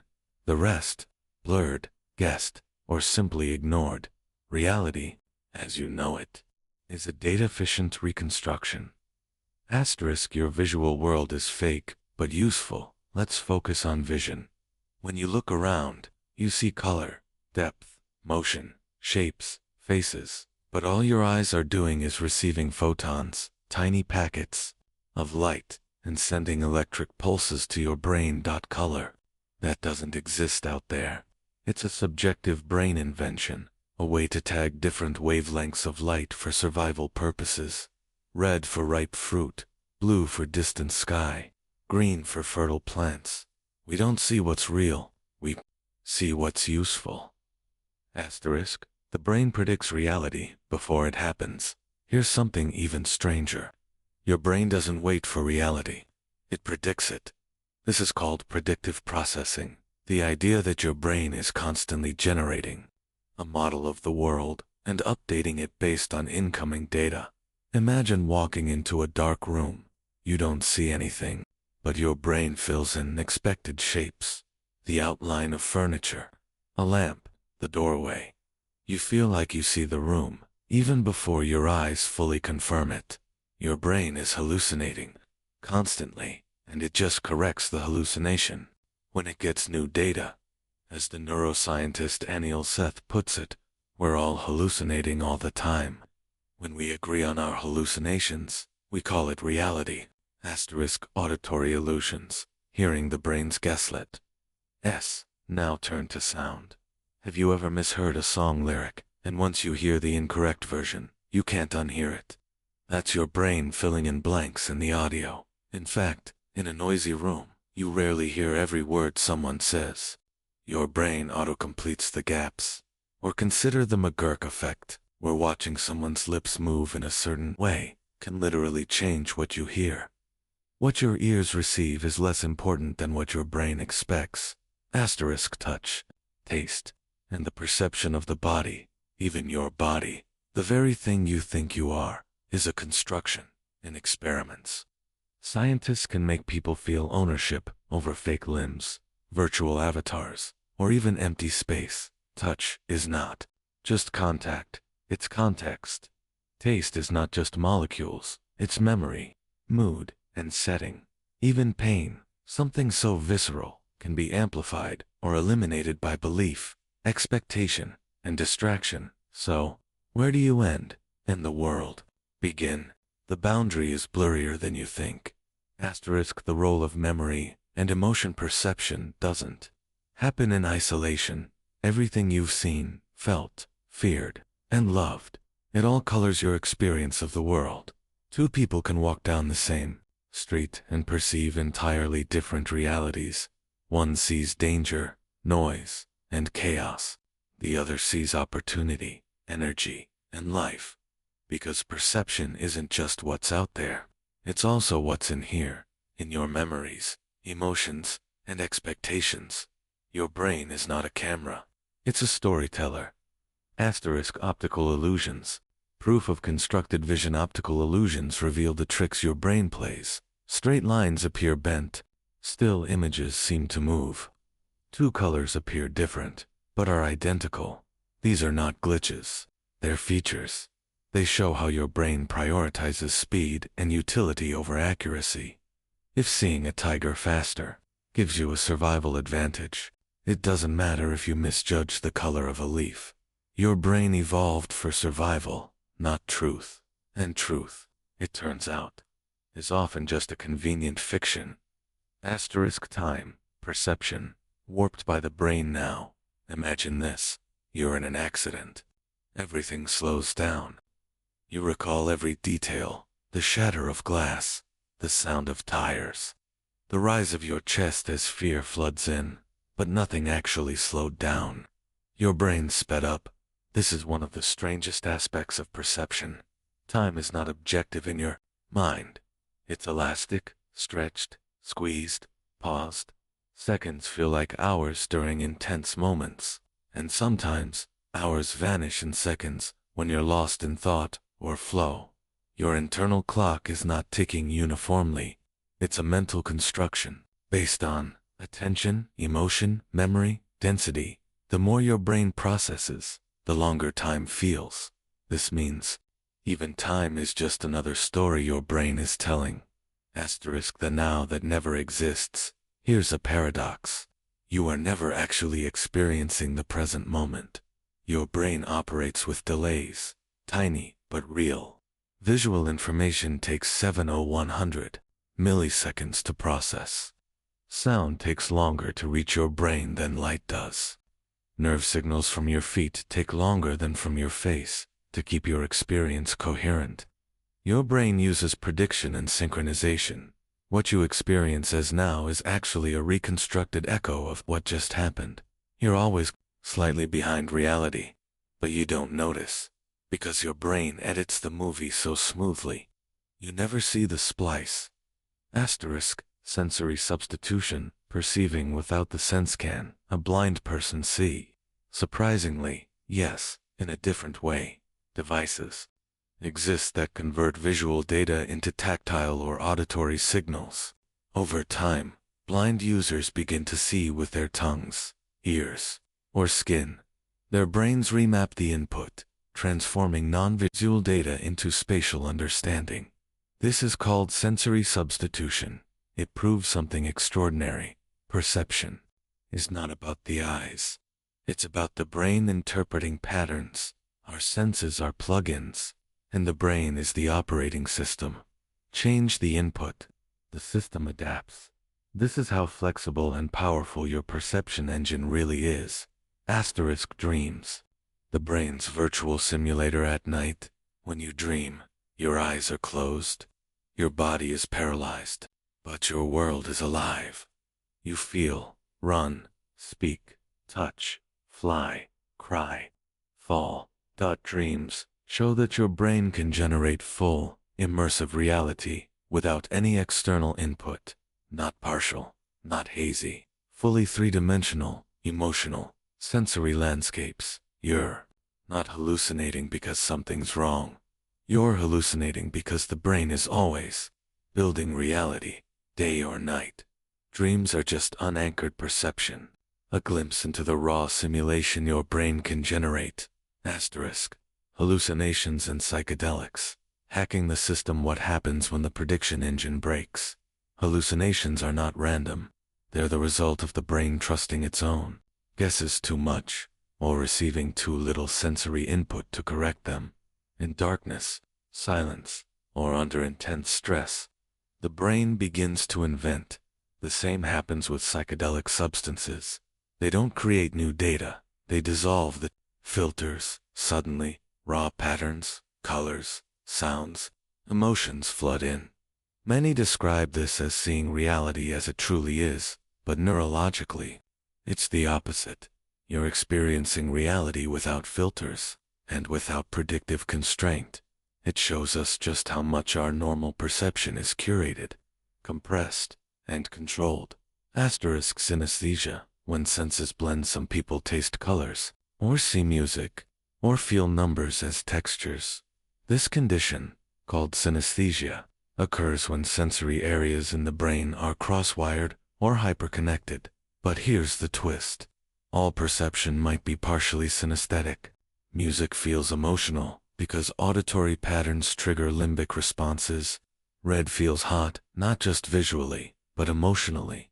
Sharp sounds feel pointy. Deep ones feel round. These are metaphors, but they reflect real, measurable, neural overlaps. Your brain builds a multisensory map, not a single track feed. Reality is not 5 channels. It's one interwoven experience. The self, the ultimate construction. Finally, we reach the most intimate illusion. The you that is reading this might not be as solid as you think. Studies in neuroscience suggest that the sense of self, the voice in your head, the narrative of your life is itself a construct, built from memories, emotions, goals, social interactions, bodily feedback. Yourself is a story told in first person, updated moment by moment to maintain coherence. And like all stories, it's partial, flexible, and sometimes fictional. The brain doesn't just build the world, it builds you inside it. Asterisk, asterisk, what if reality is just a story we tell ourselves? Asterisk, asterisk, the narrative brain, Born to tell stories, let's start at the core of what it means to be human. Not with language, not with tools, but with storytelling. Your brain doesn't just observe, it interprets. And it doesn't just interpret, it narrates. Everything you experience is filtered through a narrative framework. This happened because, that person did this, so I felt next I'll probably, You're not just living life. You're telling yourself a story of who you are, what the world is, and what it all means. And here's the twist.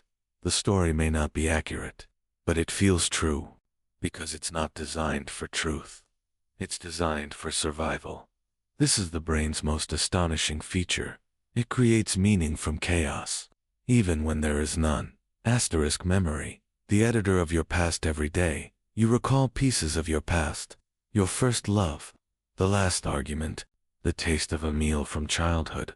But these memories aren't fixed recordings, they're reconstructions.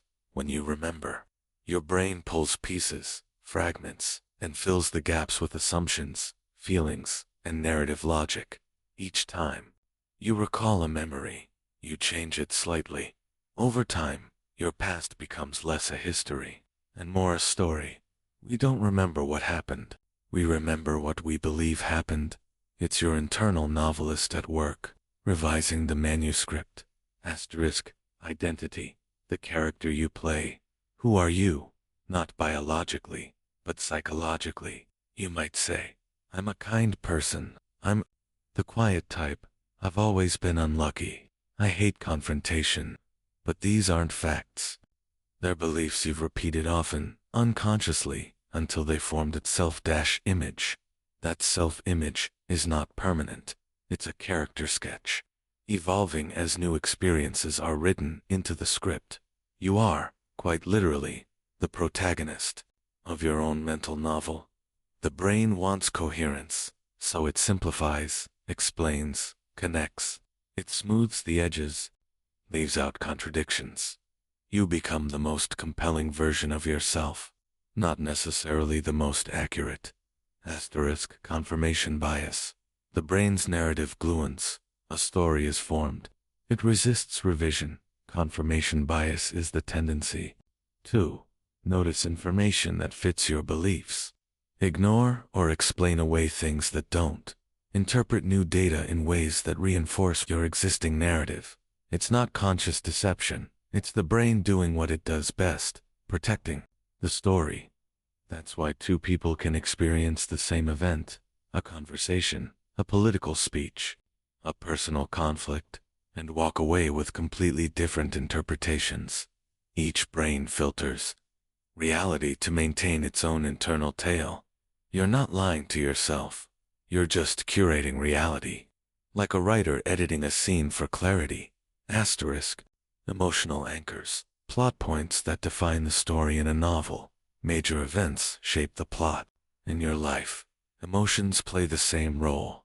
Your most intense experiences, joy, trauma, shame, love, become anchors. The brain stores them as high-priority memories, and those emotional moments begin to define who you are, what you expect, how you interpret the world. For instance, a childhood betrayal might lead to a lifelong distrust of others. A sudden success might form a belief that you're destined for greatness. A single moment of humiliation might echo for decades. These aren't logical deductions. They're emotional plot points that shape the direction of your internal story. Cultural scripts. The stories we inherit. You didn't invent your story alone. You were born into a culture, a web of values, archetypes, expectations, and rules. From fairy tales to films, from religious texts to social media, you were taught what's good and bad, what's heroic and shameful, what's possible and impossible. These narratives act like scripts. You may follow them unconsciously, filling in roles like the rebel, the caregiver, the underdog, the survivor. Even your ambitions are often shaped by what your culture celebrates. You're not just writing your story. You're remixing ancient ones, told a million times before. The role of inner monologue, your personal narrator inside your mind. There's a voice that never stops. It comments, it questions, it plans, worries, replays, reimagines. That inner monologue isn't you, it's your narrator, and it shapes everything. When something happens, a look, a word, an event, the voice explains it. This happened because, I bet they think, if only I had. The voice gives meaning to meaningless things. You don't just feel an emotion. The voice tells you why you felt it. You don't just walk into a room. The voice says what people might be thinking. This internal dialogue is the author of your story. And here's the secret. You rarely question what the voice says. But you should. Because sometimes, the narrator is unreliable. It exaggerates. It's CATASTROPHIZEs. And yet, because it speaks in your own voice, you trust it like gospel. Your brain hates uncertainty. When something doesn't make sense, a silence, an unanswered message, a sudden change in behavior, it fills the gap. Not with fact, with story. You might think, they must be mad at me. Maybe I said something wrong. They're ignoring me on purpose. But those thoughts are stories, not reality. You create a hypothesis. Then, forget it's a hypothesis. This is why misunderstandings persist. This is why anxiety thrives, because the brain would rather invent a false story than sit with an incomplete one. It's trying to protect you, but often it traps you in fictional distress. Trauma has a narrative fracture. When something deeply traumatic happens, your story breaks. You can't explain it. You can't fit it into the existing narrative of I'm safe, the world is fair, or things make sense. Trauma is more than pain. It's a shattered storyline. The brain struggles to integrate it. It replays it, freezes it, isolates it. It becomes the scene that won't resolve. Many forms of healing, therapy, journaling, EMDR, revolve around rewriting that story, giving it context, restoring agency, finding a meaning that allows it to coexist with the rest of your narrative. Until that happens, the trauma keeps writing chapters of fear, distrust, and hypervigilance, even long after the event ends. The reality of others. Everyone is writing a different book. You assume other people see the same world as you, but they don't. They live inside different stories. They emphasize different events. They assign different meanings. They carry different emotional anchors. That's why people can disagree so profoundly, not because one is wrong, but because their stories don't match. When you argue with someone, you're not just clashing facts. You're colliding narratives. Understanding that can reduce conflict. You stop trying to prove them wrong and start asking, what story are they living in? Compassion begins with narrative humility. Rewriting your story. The power of awareness here. The hopeful part. Stories can change. The narrative you carry is not destiny. It's editable. When you become aware that your thoughts are stories, not truths, you gain agency. You can step back, ask questions like, what's another way to interpret this? What evidence do I have for this belief? What story would be more helpful? Therapy, meditation, journaling, deep conversation, all help in rewriting your inner narrative. You move from being the character to being the author, and sometimes that shift changes everything. Dreams has unfiltered storytelling every night. Your brain tells wild, surreal stories. In dreams, there are no limits. Time bends, logic disappears, identity changes. Why? Because dreams aren't about accuracy. They're about emotion and metaphor. Your dreaming brain is the ultimate improvisational storyteller. It grabs fragments of memory, fear, hope, desire, and weaves them together into strange, symbolic tales. Sometimes they clarify. Sometimes they confuse. But they're always your stories, told in a language deeper than words. Hallucinations, delusions, and mental illness. When the story breaks from reality and certain mental conditions, schizophrenia, bipolar mania, severe depression, the line between story and reality blurs. People may hear voices that aren't there, see things, believe things that seem impossible to others, but to them, those stories feel true, and in a way, they are, emotionally, psychologically. Mental illness often isn't the absence of logic. It's a story gone out of control, and treatment with compassion. Therapy. Sometimes medication isn't about destroying the story. It's about bringing the person back to a version of the narrative that allows them to function, connect, and live. Free will. The story that you're choosing, one of the deepest narratives we hold, is, I make choices. I'm in control. I have free will. But neuroscience is challenging that. Studies show your brain makes decisions milliseconds before you're consciously aware. So what feels like a choice might just be a post hoc rationalization. You do something, then your brain creates a story about why you did it. It feels like you chose, but maybe you're just reading the script, not writing it. Let's end this subtopic on a twist. What if reality isn't something separate from the story? What if your subjective experience, your emotions, beliefs, interpretations, is reality? What if the story isn't covering the truth, but creating it? There's no way to know the world outside your interpretation. There is no raw storyless perception. So maybe the question isn't, is the story real? Maybe the real question is, what story do I want to live in? And what happens when we stop believing every line our narrator says? The illusion of time past, present, and future aren't what you think. Time, the most convincing illusion. Time. You live by it. You schedule around it. You age because of it. But what if time isn't as simple or as linear as it seems? You think of time as a river, flowing from the past through the present and into the future. But that's just a metaphor, a convenient illusion. Modern physics, neuroscience, and philosophy all point toward one stunning idea. Time might not exist the way you think it does. In fact, some scientists argue that the flow of time is a mental construct, a way your brain organizes change, not an objective feature of the universe. So tonight, let's unravel this mystery. We'll stretch the fabric of reality until past, present, and future start to dissolve. Let's begin. The psychological arrow of time. You remember the past, you anticipate the future, but you only ever experience the now. Why is that? Your brain doesn't actually perceive time. It perceives change, the shifting of states, the reorganization of information.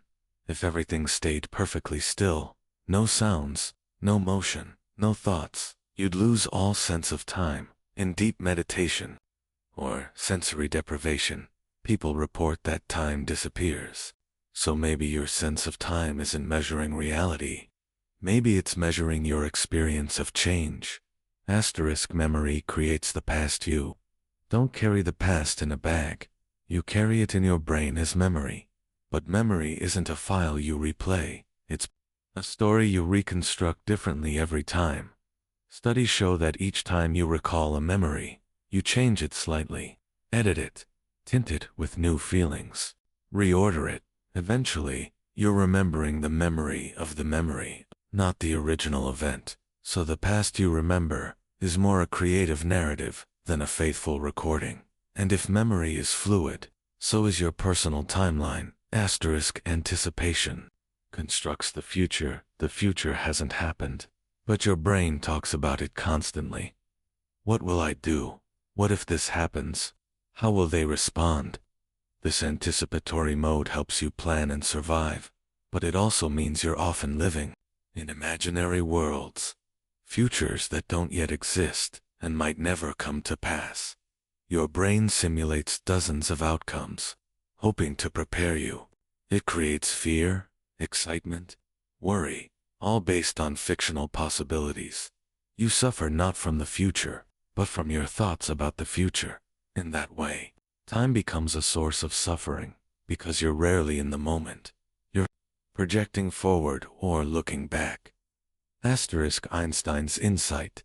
The distinction between past, present, and future is an illusion. Albert Einstein changed how we understand time forever. In his theory of relativity, he showed that time is not universal. It's relative to speed, to gravity, to position. That means that people moving differently or sitting in different gravitational fields will experience time at different rates. Even more strange, events that seem simultaneous to one person may not be simultaneous to another. Einstein once wrote, "The distinction between past, present, and future is only a stubbornly persistent illusion. In relativity, there is no single objective now, just different slices of space-time depending on where and how you're observing from. So, what does that mean for your experience of reality? It means your present is not universal. It's just one way of slicing the fabric of time. Block. Universe theory. All moments exist at once. So imagine a loaf of bread. Each slice represents a moment in time, one for the Big Bang, one for dinosaurs, one for this very second. In physics, this is called the block universe theory. It says, all moments in time exist simultaneously, like pages in a book. Your consciousness, are just experiencing the slices one at a time, but, in reality, nothing is moving from past to future. Everything already exists. This theory suggests there is no objective flow of time. Instead, the passage of time is just your conscious awareness, scrolling through a fixed structure. If that's true, then the future is already out there. So is the past. And now is just your current page. Quantum mechanics and time symmetry. In the world of quantum mechanics, the physics of the very small time doesn't behave the way you'd expect. The fundamental laws of quantum physics are time-symmetric. That means they work the same whether time moves forward or backward. Imagine rewinding a video of two particles bouncing off each other at the microscopic level. You wouldn't be able to tell whether the tape was playing forward or in reverse. The math works both ways. This raises a strange question.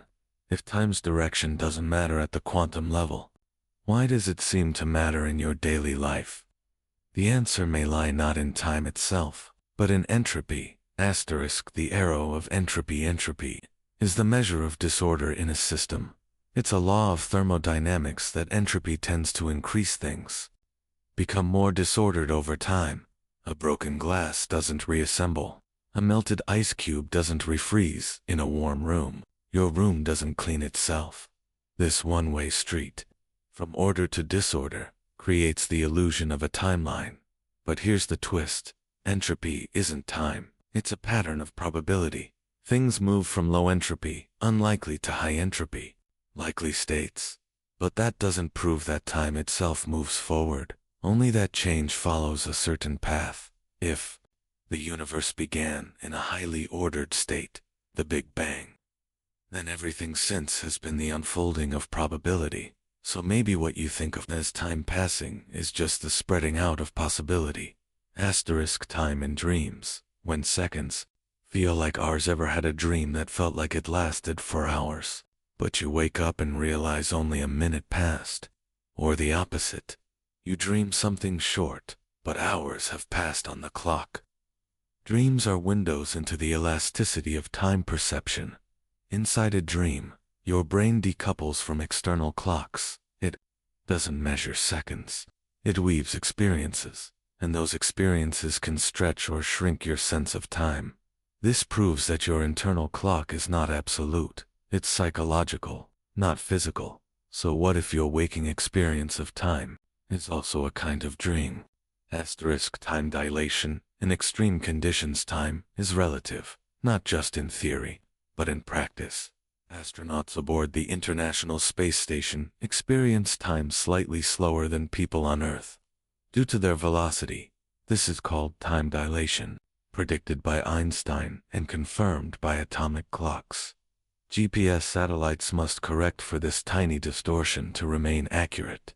Even more dramatic, Near a black hole, time slows significantly. A person hovering near the event horizon of a black hole would experience minutes, while years pass for someone far away. This isn't science fiction, it's physics, so your experience of time depends on where and how you are. That means time is not a universal stage we all act on. It's more like a local rule book, one that changes based on your frame of reference. Asterisk, the brain's timekeeping machinery inside your head. Time isn't measured like a stopwatch. There's no ticking clock inside your skull. Instead, the brain relies on neural patterns, chemical rhythms, and memory encoding to estimate time. For instance, your circadian rhythm tracks the 24-hour day, controlled by the suprachiasmatic nucleus. Your short-term time perception comes from the basal ganglia and prefrontal cortex. Your emotional state warps your sense of time. Anxiety can slow it. Joy can speed it up. Time, in your head, is not a measurement. It's a sensation, like hunger, like music, like déjà vu. It is subjective, fallible, and constantly changing. And if time is just a pattern in your mind, what happens when that pattern breaks? Asterisk, trauma and time distortion. Time doesn't move the same for everyone, especially in the aftermath of trauma. For many people, a single moment, a car crash, an assault, a loss, becomes frozen. They revisit it, relive it. It won't move forward. This is temporal disintegration, when your brain fails to place events in order or feel the passage of time. To someone living with PTSD, the past isn't past, it's present. Every day. In contrast, people with depression often experience time dragging. Every second feels like an hour. People with ADHD may feel time slipping away, a sudden realization that the day is gone without understanding how. Your emotional and cognitive states are not affected by time, they shape it. So ask yourself, if time can fracture, freeze, or disappear based on your mental state, is time really out there, or is it a mirror of the mind? The present moment doesn't exist. What is now? Can you point to it? You might think you're living in the present, but your brain is always a little behind. The world takes time to reach you. Light, sound, touch, and your brain takes time to process it. What you call now is a hallucination stitched together from slightly delayed inputs. The delay is only milliseconds, but it's enough that your present is a reconstruction, not a stream. In fact, neuroscientists call this the specious present, a kind of mental window that gives you the illusion of immediacy. So when you say, I'm here, in the moment, that moment is already gone. You're always living in the echo of reality. Asterisk. Eternalism, the block universe theory. What if all of time, past, present, future, exists simultaneously? That's the view called eternalism. In this model, time is like space. All locations exist at once, even if you're only in one of them right now. Your birth, your death, tomorrow's coffee, last year's heartbreak, all there, all happening, all real.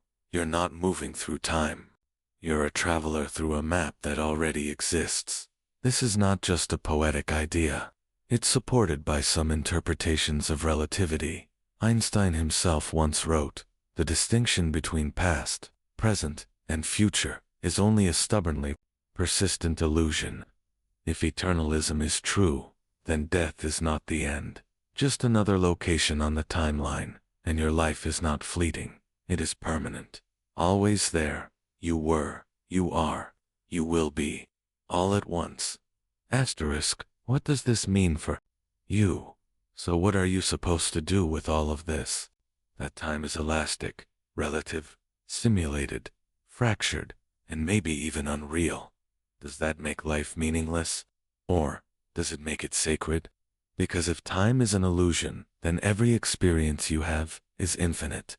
That cup of tea, that quiet walk, that single breath, they don't pass. They are, and you're not racing against the clock. You are the clock. Your awareness is not inside time. Time is inside your awareness, so slow down. You're not running out of time. You are time, and in that realization, you are free. Asterisk the observer effect. You change reality by looking at it. Asterisk the paradox of observation. Have you ever stopped to wonder, does the world exist when you're not looking at it? It sounds like a philosophical game, the kind of question children ask, or poets ponder, but it isn't. This question has entered the realm of science, and the answer, as strange as it may sound, is not in the way you think. Welcome to the observer effect, a phenomenon where the mere act of observation can change the outcome of an event. At the smallest scales of reality, your gaze does more than just see. It shapes, it determines, it chooses. You are not just watching reality unfold. You are participating in its creation. But how is this possible? Let's start small. Let's go quantum. Asterisk. What quantum physics really tells using the world you're familiar with. The macroscopic world, objects behave predictably. A car stays parked unless moved. A cup of coffee cools down if you leave it on the table. But zoom in to the level of atoms and particles, and reality begins to unravel. Particles behave like waves. They don't exist in one place. They exist in many, all at once. This is called superposition. A particle can be here, and there, and everywhere in between, until someone looks, and the act of measuring it, observing it, causes it to collapse in two. One state is not metaphor, it's experiment, and one of the most famous is called the double-slit experiment. Asterisk reality's great puzzle. Here's the setup. A beam of particles like electrons is fired at a barrier with two slits. Behind the barrier is a screen to detect where the particles land. If you don't observe the particles as they pass through the slits, they act like waves. They go through both slits simultaneously, interfere with themselves, and create a wave-like interference pattern on the screen. But if you observe them, if you measure which slit they go through, suddenly, the interference vanishes. The particles act like tiny balls, going through one slit or the other. The mere act of watching changes the outcome. Let that sink in. Observation collapses the wave function. Observation forces the universe to decide. Without you, it remains potential. With you, it becomes actual. Asterisk. What is the wave function, really? To understand how this happens, we must explore the idea of the wave function in quantum mechanics. The wave function is not a wave of matter, it's a wave of probability. It tells us the likelihood of finding a particle in a particular place or state. Until measured, the particle doesn't have a position. It has possibilities, endless, floating, unresolved. But when observed, the wave function collapses, and reality picks one path. It's like flipping a coin that stays in the air, showing both heads and tails, until someone decides to look, and only then does it land. This challenges our deepest assumptions, because it means, until you observe it, the particle isn't real in the way you think. It exists in a cloud of maybe. You bring it into form by asking the question. Consciousness, the wild card in physics. Now comes the most unsettling twist. What is doing the observing? Is it a camera? A measuring device? A computer? Or is it you? Some physicists argue that conscious observation is what collapses the wave function. That your awareness, your subjective presence, brings the universe into a defined state. This idea is controversial, but it's not new. It was debated by Niels Bohr, Werner, Heisenberg, and even John von Neumann. And it raises the ultimate question. If your mind changes the outcome of physical experiments, what else does it change? Is consciousness an emergent property of matter? Or is matter an emergent property of consciousness? Schrödinger's cat, the most famous thought experiment to illustrate this mystery. Austrian physicist Erwin Schrödinger created a paradox. Imagine a sealed box. Inside the box, a cat, a radioactive atom, a vial of poison, and a Geiger counter. If the atom decays, the poison is released, and the cat dies. If not, the cat lives. According to quantum mechanics, until observed, the atom is both decayed and not decayed, and the cat, both alive and dead, only when you open the box, when you observe. Does the cat become one or the other? Absurd? Yes, intentionally. Schrödinger wanted to show how bizarre quantum theory becomes when applied to everyday objects, but the takeaway is unsettling. Without observation, reality is suspended. The cat is both. The world is undecided. Is the moon there when you're not looking? Physicist Albert Einstein, frustrated by quantum indeterminacy, once asked, "Do you really believe the moon is not there when you are not looking at it?" It's a fair question, because if particles exist in a state of superposition until observed, what about larger things? Your desk? The clouds? The moon? Quantum physicists will say, macroscopic objects don't show quantum behavior because they interact constantly with their environment. They're measured all the time. But others argue, if everything is built from particles, and if observation defines particle behavior, then what exactly is being measured, and by whom? The delayed choice experiment reality decides after the fact. Imagine this. A particle is fired at the double-slit experiment setup, but this time, the decision to observe which slit it went through is delayed until after it has passed the slits. Let that sink in. The particle travels, the slits are behind it, and only afterward do we choose whether or not to observe which path it took. If we do observe, the interference pattern disappears, as if the particle always knew it was being watched. If we don't observe, the wave-like interference reappears, as if it never decided on a single path. But the choice was made after the fact, which means the particle's past behavior is determined by future decisions. This is known as the delayed choice quantum eraser experiment, first proposed by physicist John Archibald Wheeler, and it suggests something staggering. Reality isn't fixed. It doesn't happen the way we think. It's resolved, like a story, only when we turn the page, and sometimes, even the past is rewritten in the moment of observation.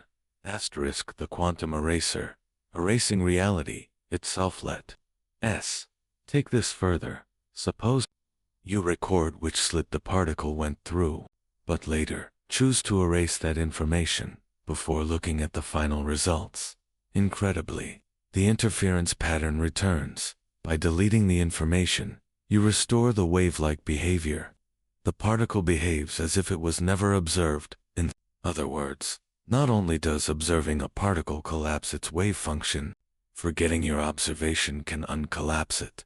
This is called quantum erasure, and it proves that information is at the heart of physical behavior. Particles don't just respond to interaction, they respond to whether or not knowledge exists about them. Decoherence. Why we don't see superposition. Might wonder, if all particles exist in a cloud of possibilities, until observed, why don't we see this in daily life? Why doesn't your coffee mug vanish into a puff of probabilities? The answer is decoherence. In the quantum realm, everything is connected.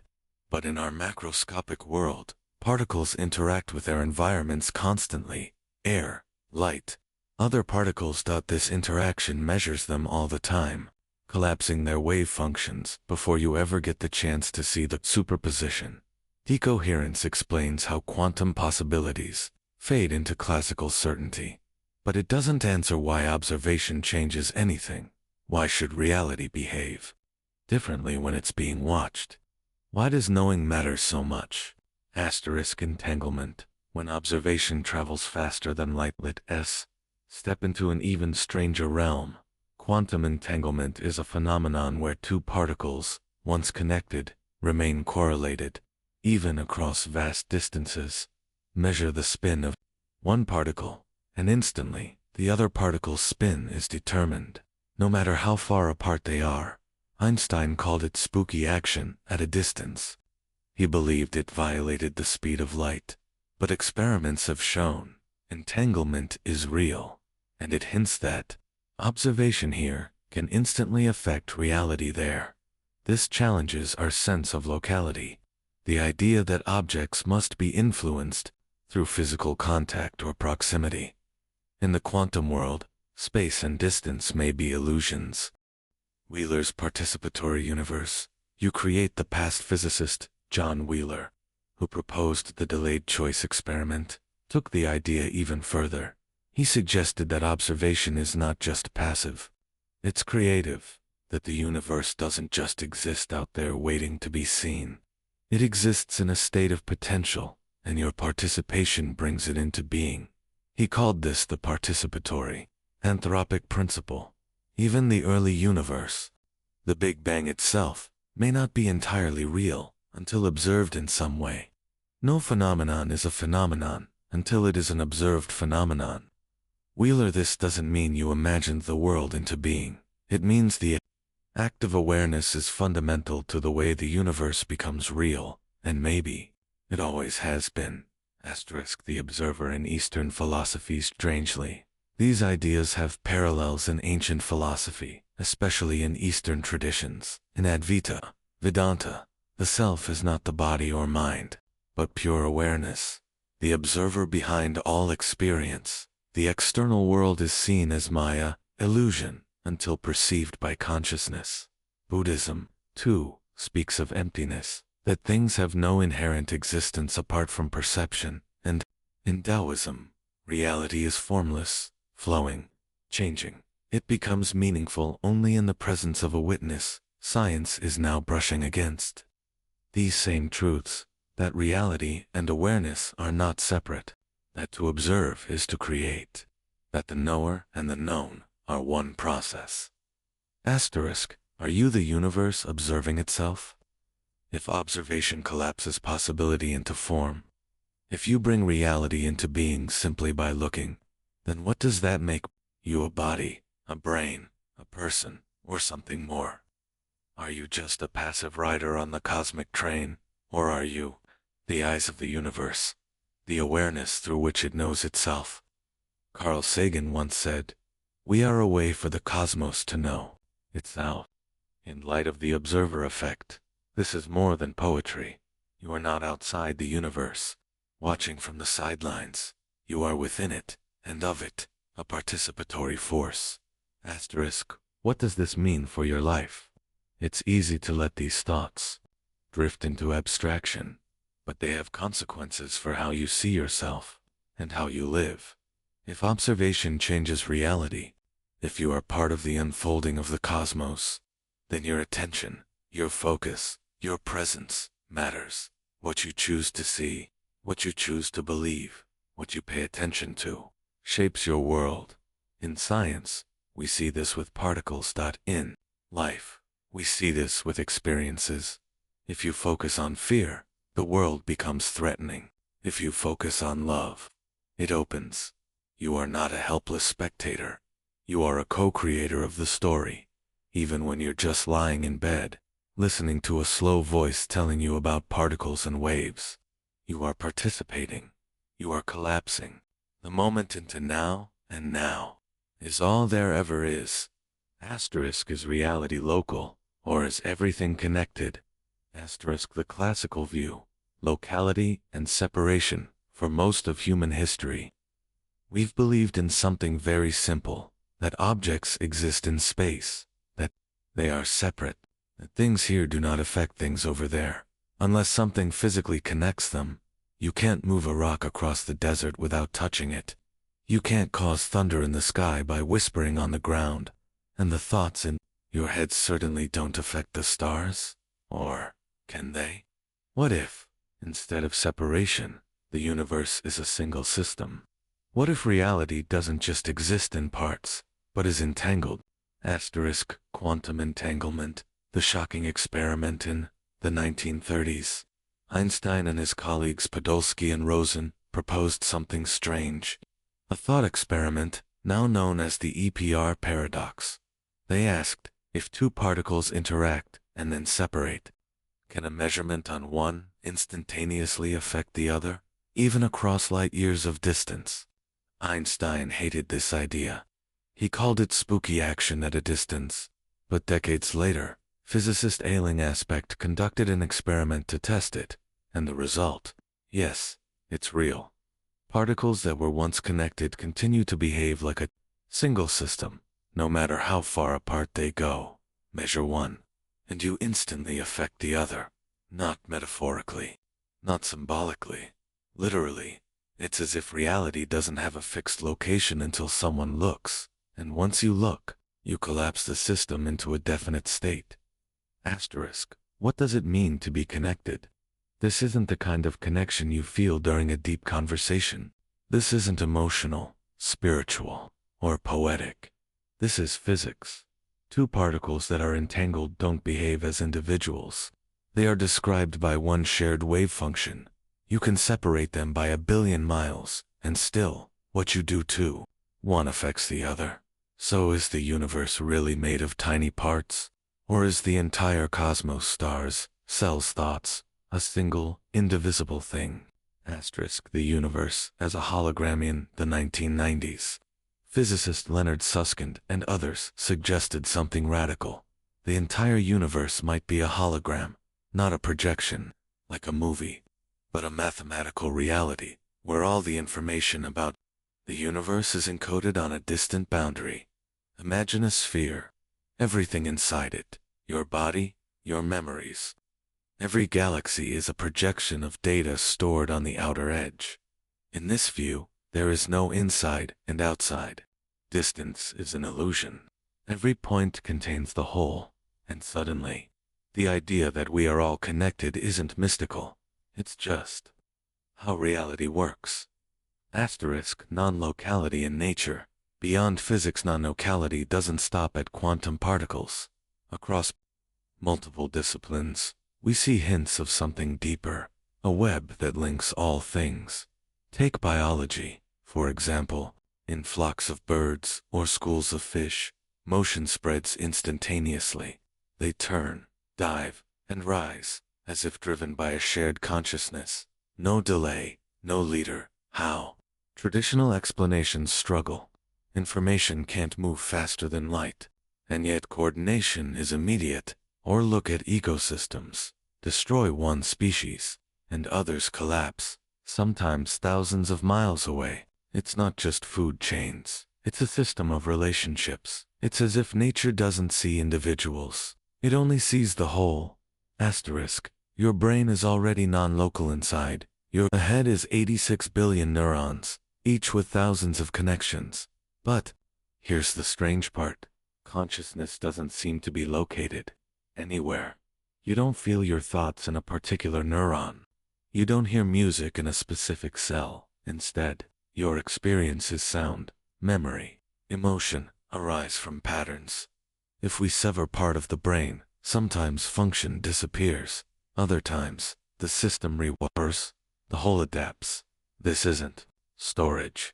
It's interconnection. Some researchers now propose that consciousness isn't in the brain at all, that it's like a field, and the brain is just the receiver. Which raises the question, are you a separate mind, or are you simply a node in something far, far larger? The Akashic field, physics meets mysticism. Mystical traditions have always spoken of a universal memory. The Akashic records, in Hindu thought, the collective unconscious, in Jungian psychology, the book of life, in ancient texts. These were once metaphors.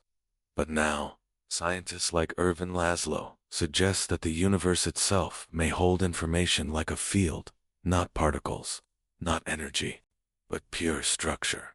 If this is true, then everything you do, feel, or think becomes a ripple in the field, a pattern recorded forever, and every being, from star to cell, is woven into the same informational sea. Asterisk. Space-time isn't what you think. Einstein told us that space and time are not fixed. They stretch, they bend, they curve around mass. But in modern physics, some go further. They say space-time may not be real at all. It could be emergent, a byproduct of something deeper. In this model, space and time arise from entanglement itself. That is, connection comes first. Location comes later. If you remove entanglement, space-time disappears. Think about that. Reality doesn't start with separation. It starts with unity. Asterisk when you close your eyes, the world doesn't leave you lying. In bed, eyes closed. No sound, no movement, and yet, you still exist. The room still exists. The people you love still exist, even though you can't see them. But how do you know? Because somewhere inside you, their presence remains, as if you are always tethered, as if connection does not need sight, or space, or time. It simply is. Mirror neurons, feeling each other's reality in. Your brain are cells that fire not only when you act, but when you watch someone else act. They're called mirror neurons. Watch someone cry, and your brain feels sorrow. Watch someone win, and your brain feels joy. You do not simply observe another person's experience. You become it. Science is starting to see that empathy is physical. It's not metaphorical. It's built in, so when someone hurts, you hurt. Not because you're kind, but because you're connected. Asterisk the butterfly effect, chaos and interdependence in chaos theory. Tiny differences in initial conditions can lead to vast, unpredictable outcomes. The flap of a butterfly's wing in Brazil might set off a tornado in Texas. It sounds poetic. But it's math, weather systems, ecosystems, societies, all are non-linear. Everything affects everything. There are no isolated events, no separate causes. You are breathing air that once filled the lungs of kings. You are drinking water that passed through a comet. You are thinking thoughts inspired by strangers you'll never meet. Asterisk love, intuition, and the quantum field. Sometimes you just know something.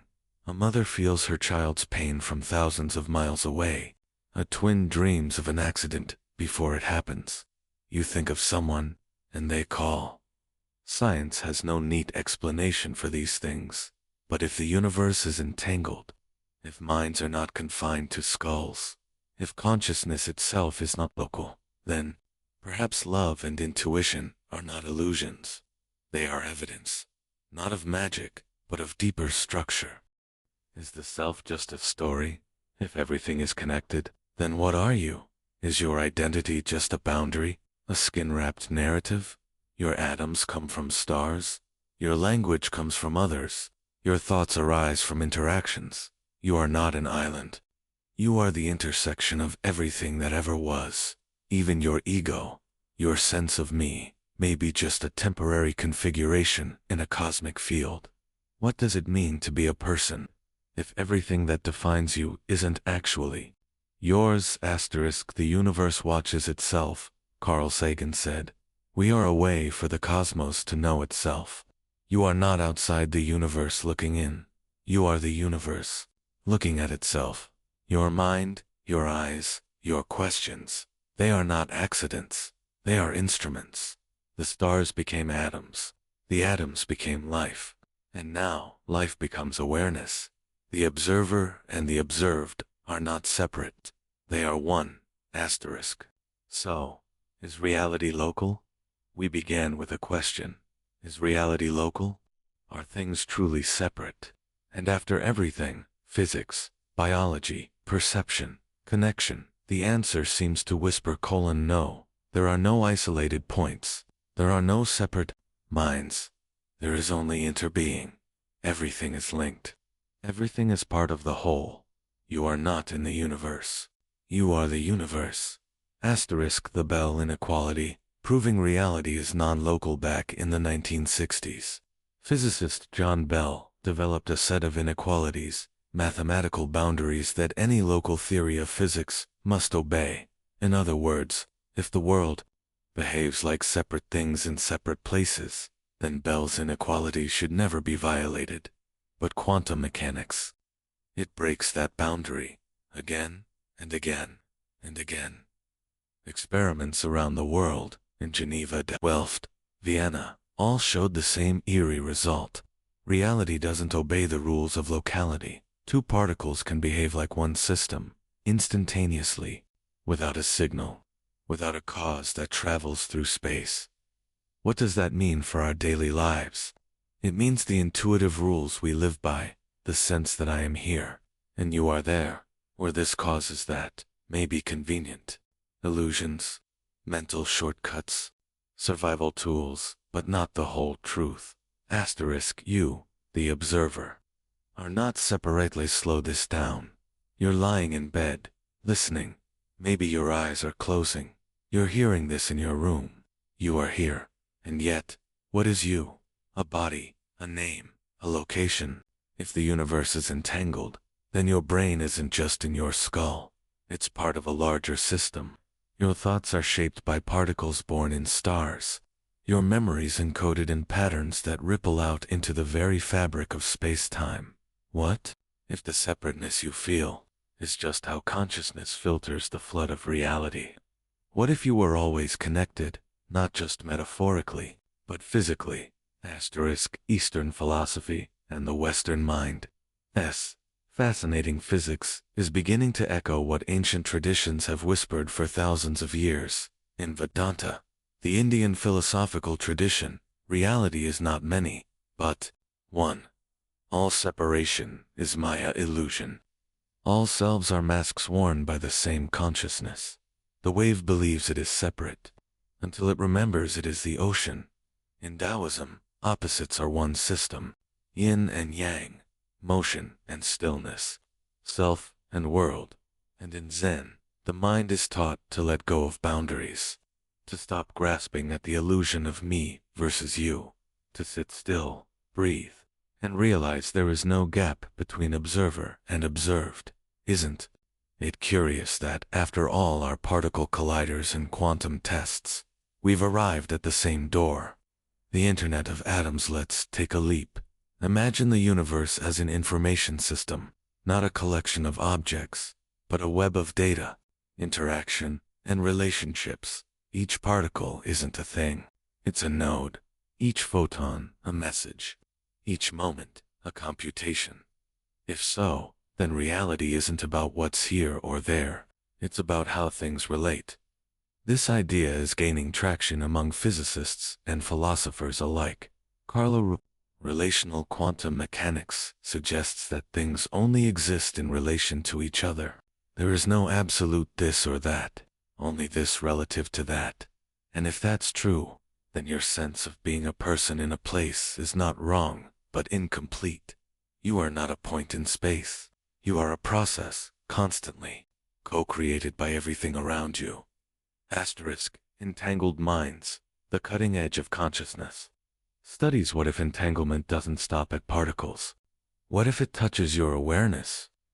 In the 20th century, thinkers like Carl Jung explored ideas like the collective unconscious, a realm of shared symbols, patterns, and dreams that seem to transcend space and time. And today, some researchers are probing subtle forms of connection between minds, not through paranormal claims, but through studies of synchronicity, intuition, and collective cognition.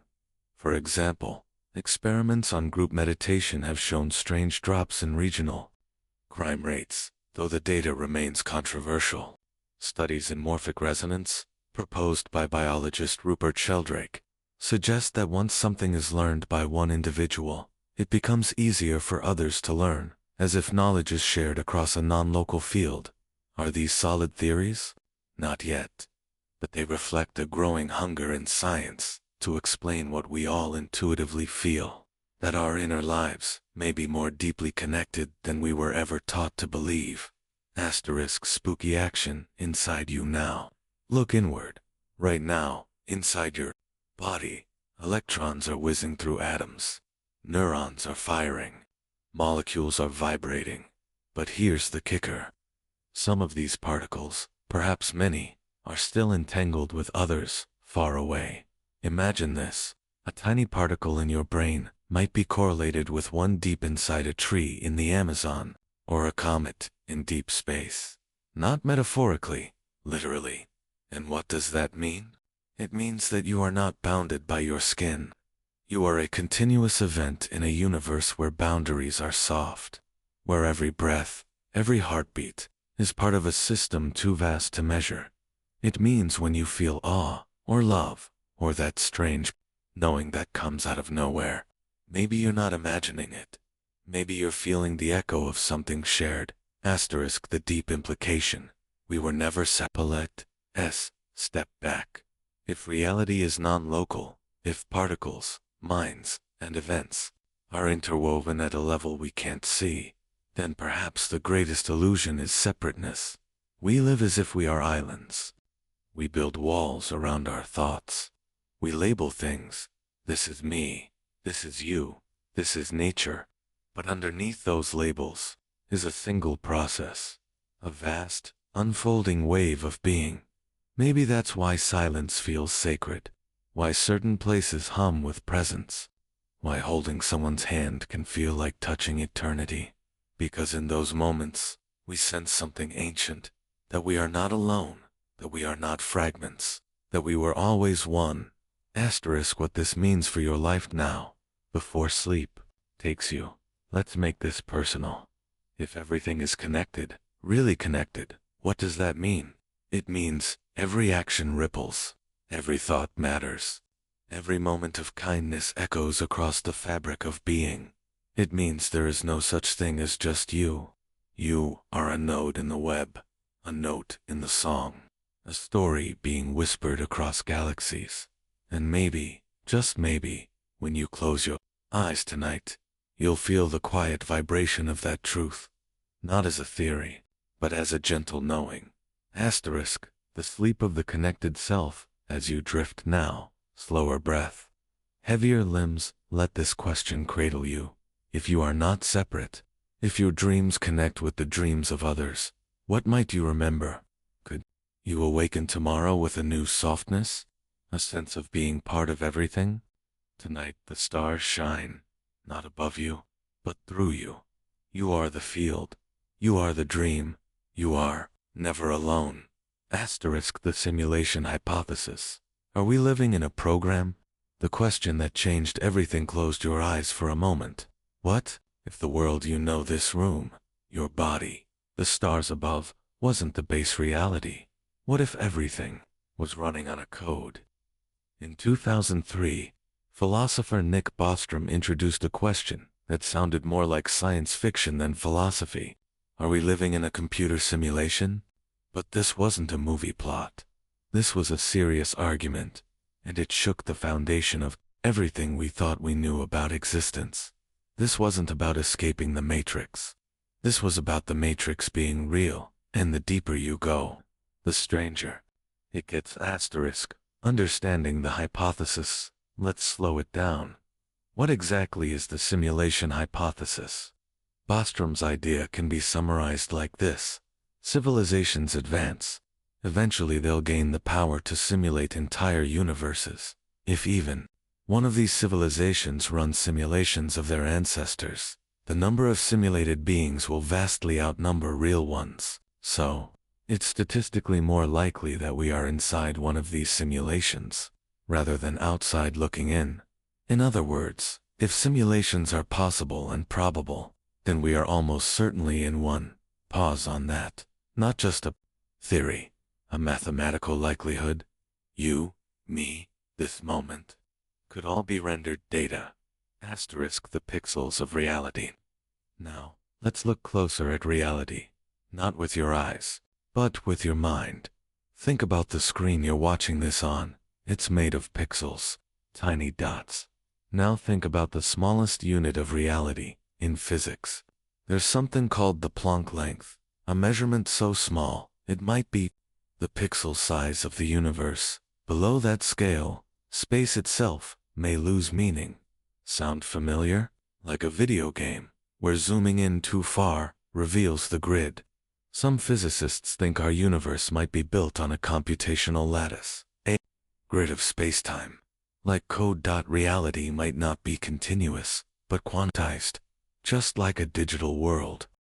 Code in the cosmos. Here's where it gets spooky. In 2012, theoretical physicist James Gates was studying equations from string theory, the complex mathematics that tries to explain all particles and forces. What he found shocked him.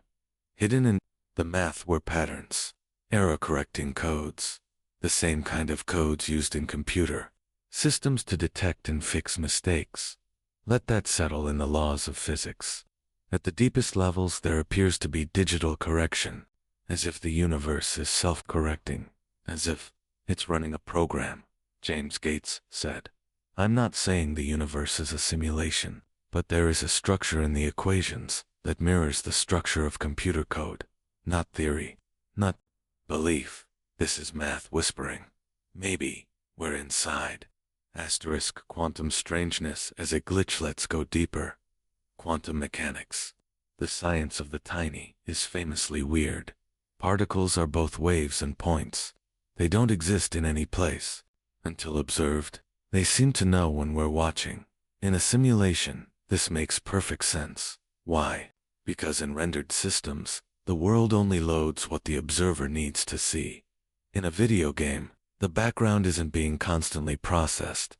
It renders on demand. Quantum physics behaves the same. The world isn't fully real until you look, sound like a glitch, or efficient coding. Time and memory, real or programmed. Think of your memories. They feel solid, concrete, but are they? Scientists now know memory is reconstructive, not perfect. Each time you remember, you rebuild the story. Fill in gaps. Doubt now. In simulations, dynamic memory is common. It's cheaper. Why render a perfect past when the user only needs a plausible one? Even time itself might be part of the illusion. In physics, the equations that govern the universe don't require time to flow forward. Past, present, and future may already exist, just like frames in a simulation. You are moving through them, like code executing frame by frame. But what if there's no real past? What if it's being written as needed? Déjà vu, a glitch in the matrix. We've all felt it. That strange sensation. I've been here before. You look around, heart skips. Everything is exactly the same. The people, the sound, the moment you know it happened.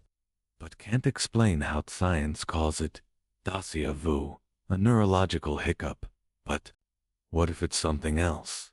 In a simulation, repeated moments could arise from code reusing memory, or from a reset, a rewind in time, a checkpoint, a loaded save. Gamers know this well. When the world glitches or crashes, the system loads a previous state. Could déjà vu be evidence that we've been here before? Because the program reloaded it? It's not proof, but it fits the pattern. The creators. Who or what runs the simulation? If this is a simulation, who made it? The theory doesn't assume divine beings. It could be post-human entities, advanced civilizations that reached the point of simulating entire universes, or even artificial superintelligence. Simulations created by machines for study, entertainment, or even morality experiments. Consider this. Right now, we simulate simple life forms, virtual ants, bacteria, societies. Now, project that forward thousands of years. How advanced will our own simulations become? What if you are one of those simulations, running on a cosmic server, not out of cruelty, but curiosity? Maybe they're watching how you grow, what choices you make, what story you live, and maybe the simulation ends when your story ends. Layers upon layers. Now here's a chilling thought. What if the simulators don't know they're inside a simulation? What if the simulation is inside another, a layered system? One code within another, like Russian dolls, endlessly nested.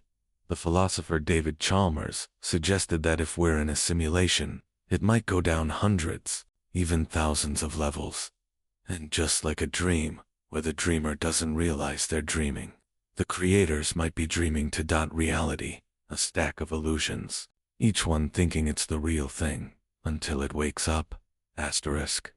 Cosmic loneliness in a programmed world. There's a stillness to this theory, a quiet sadness.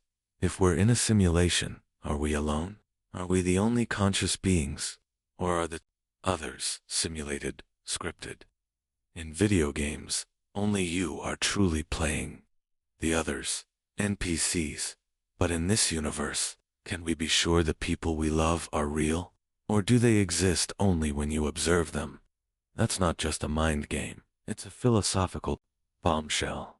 What does it mean for love, connection, meaning? If you are the only conscious node in a sea of illusions, would that make life more sacred or unbearably isolating? Asterisk dreams, lucid states, and reality merging. Have you ever lucid dreamed? You wake in a dream. You realize it's not real, and take control. Now, imagine this life is a dream. Not metaphorically, but literally. What would it take for you to wake up? Mystics have asked this for centuries, from the Tibetan Book of the Dead to Descartes' evil demon. The fear that reality might be false has haunted us, but perhaps dreaming and waking are not opposites. Perhaps they are layers of simulation. Lucid dreaming might be a crack in the code, a moment where the system glitches and you gain awareness. What if you could do that here?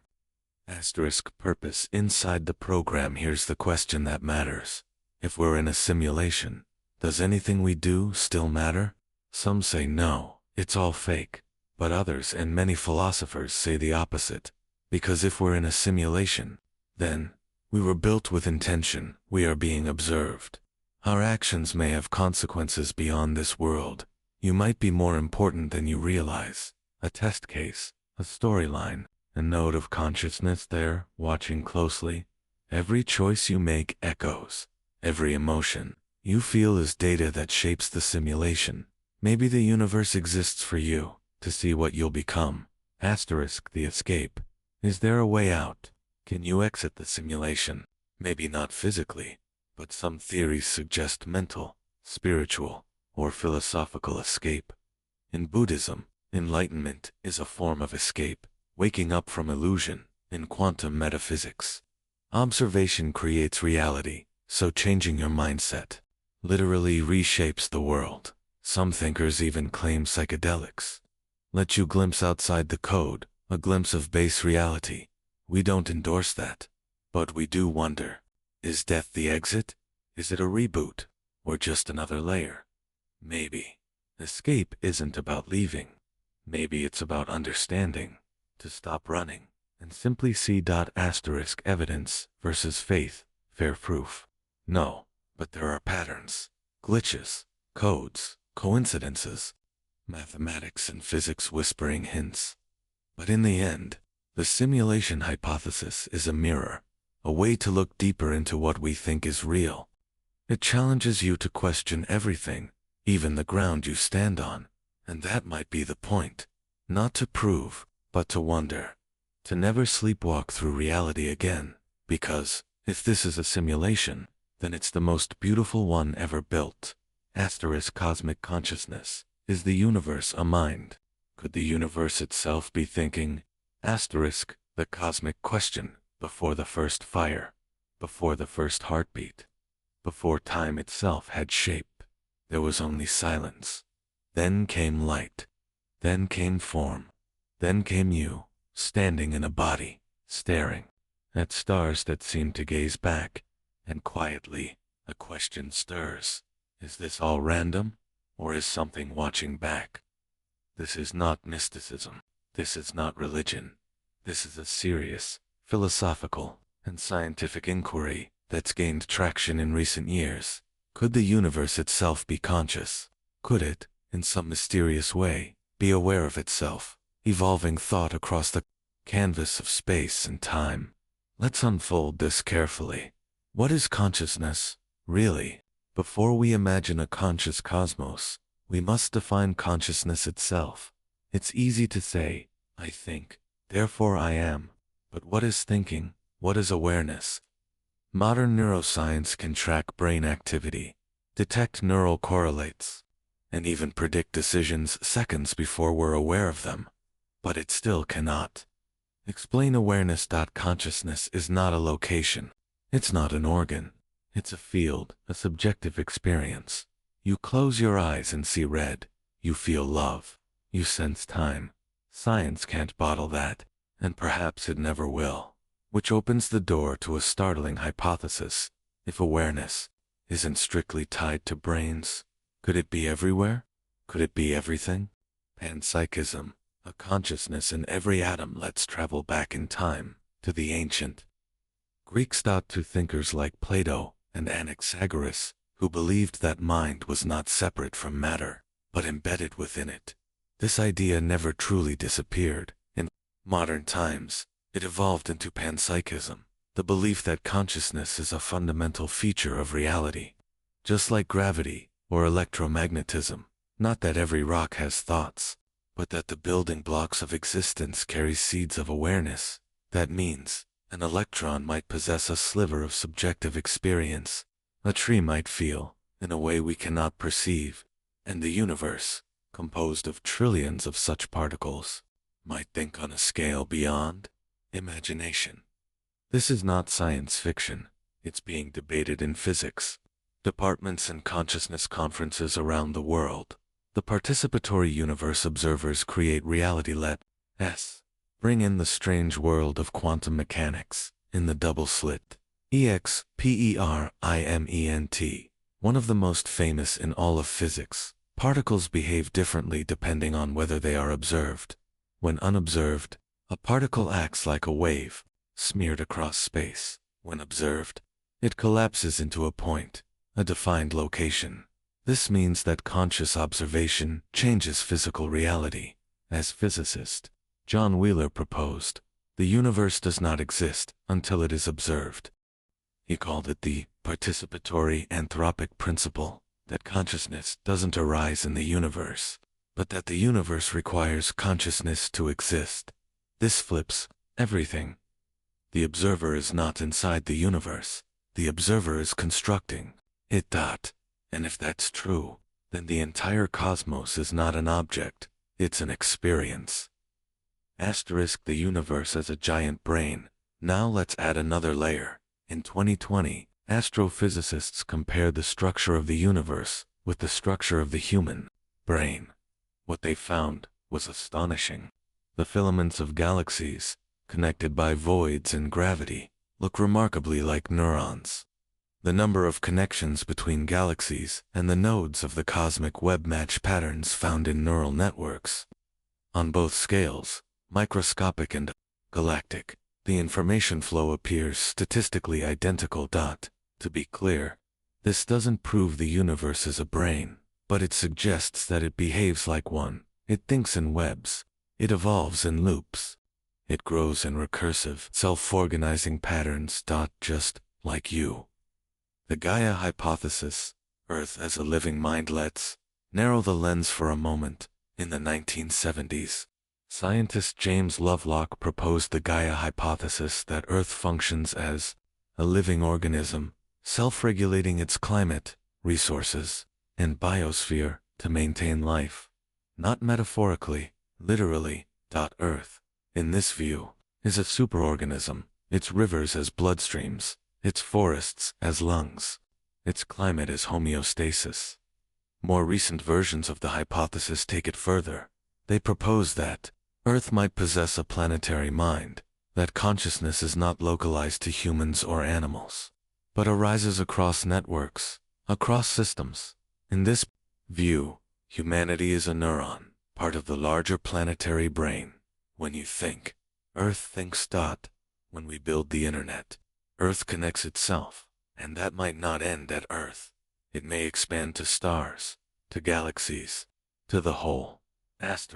Artificial intelligence and emergent minds. As we build machines that learn, machines that talk, machines that dream, we begin to see patterns that mirror our own cognition. Deep learning neural networks, the kind behind modern AI, don't just process data, they model reality. They predict outcomes, and sometimes, in mysterious ways, they surprise their creators, developing behaviors never programmed into them. This has sparked a profound debate. Could a sufficiently advanced AI become conscious? And if so, what is consciousness doing, emerging from metal and code? Here's where it gets interesting. If artificial consciousness can arise from networks of silicon, and human consciousness arises from networks of neurons, then, perhaps, consciousness is not bound by biology at all. It emerges where complexity and flow intersect, which means a planet's weather system, a galactic network of stars, the universe's quantum foam, could all be substrates. For mind, we may be seeing the birth of a recursive reality. Consciousness gives rise to minds, minds build machines, machines develop minds, and the universe awakens itself. Eastern mysticism and the universal self long before AI, or even telescopes. Eastern philosophies contemplated the idea that the individual self is an illusion, and the true reality is a single unified mind, experiencing itself through many forms. Let's explore two key traditions, Advaita, Vedanta, Hindu philosophy. In this school of thought, Atman equals the individual soul, Brahman equals the ultimate reality, or universal consciousness. The core insight is this: Atman is Brahman. You are not separate. You are the whole, dreaming itself as you. Just like waves on the ocean, they appear separate, but are all made of water. Your mind is a ripple, but the ocean is one. This aligns eerily well with panpsychism, quantum unity, and even simulation theory. Mahayana Buddhism here, the self is seen as empty, not as a nihilistic void, but as an open awareness, interconnected with all beings. The concept of interbeing, introduced by THCH Hn, teaches that you cannot be by yourself. You can only interbe with everything else. A flower contains the sun, your breath contains the forests, and your thoughts ripple through the whole.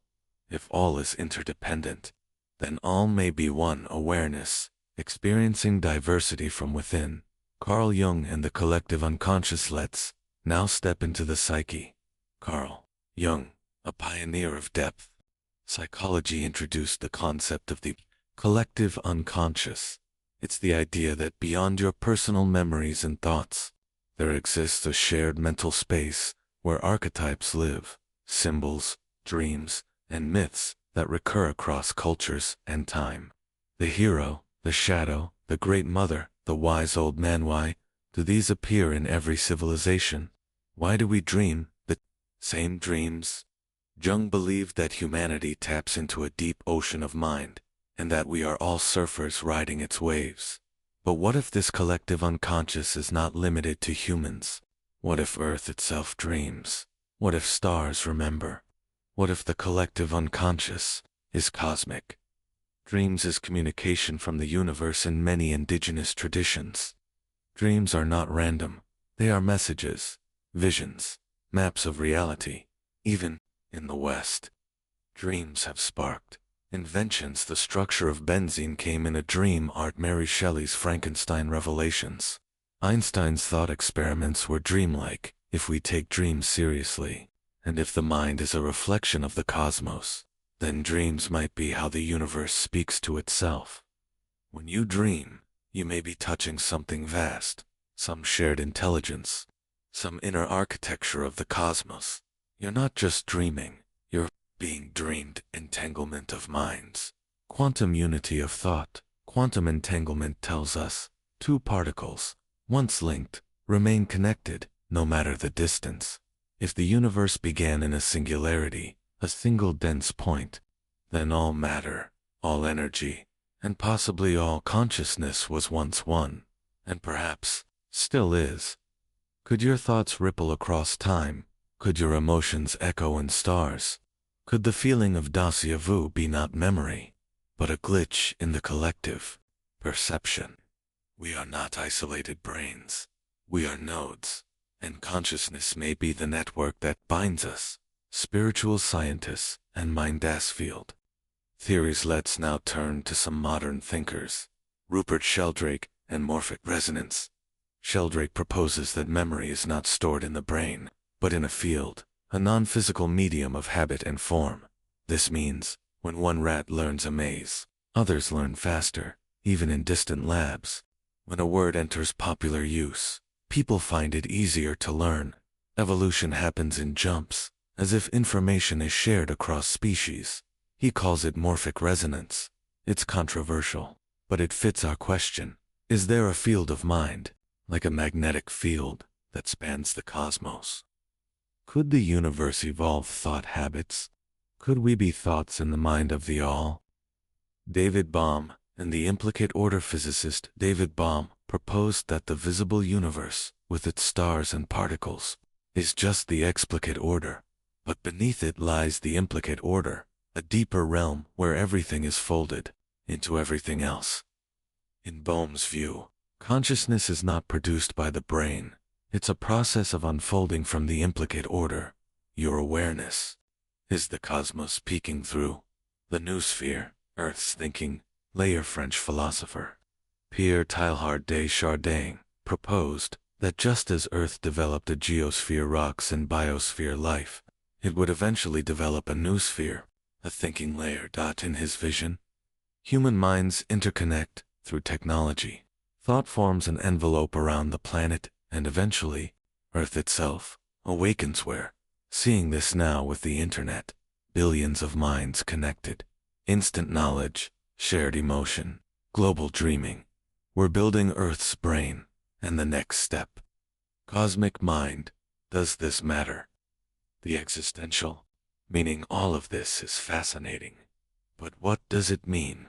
If the universe is a mind, if we are thoughts in that mind, then your existence matters profoundly. You are not a fluke. You are not a speck. You are an instrument of awareness, tuning the strings of the cosmos. Every breath you take, every act of love, every dream you dare to follow, ripples through the universe, and the universe listens. And there we have it, dear wanderers of the infinite. We've explored the bizarre vanishing points of our reality, from quantum ghosts and memory traps to cosmic minds and entangled thoughts. We've stretched the boundaries of logic, danced at the edge of mystery, and dared to ask, what if it's not the object that's missing, but the rules themselves? This journey, this scramble through mind, matter, and meaning is only the beginning. Here on Mind Scramble, we don't seek answers.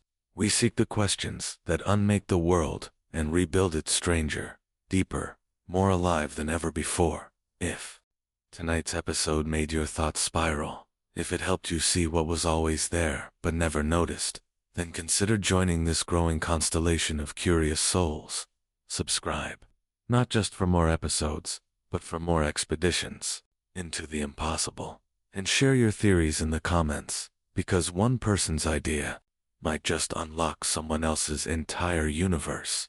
As always, take care of your beautiful, questioning mind. Let it wander, let it wonder, let it scramble, until the next story. Sleep deeply, dream strangely, and remember, the universe is weirder than you think, and kinder than you fear. Good night.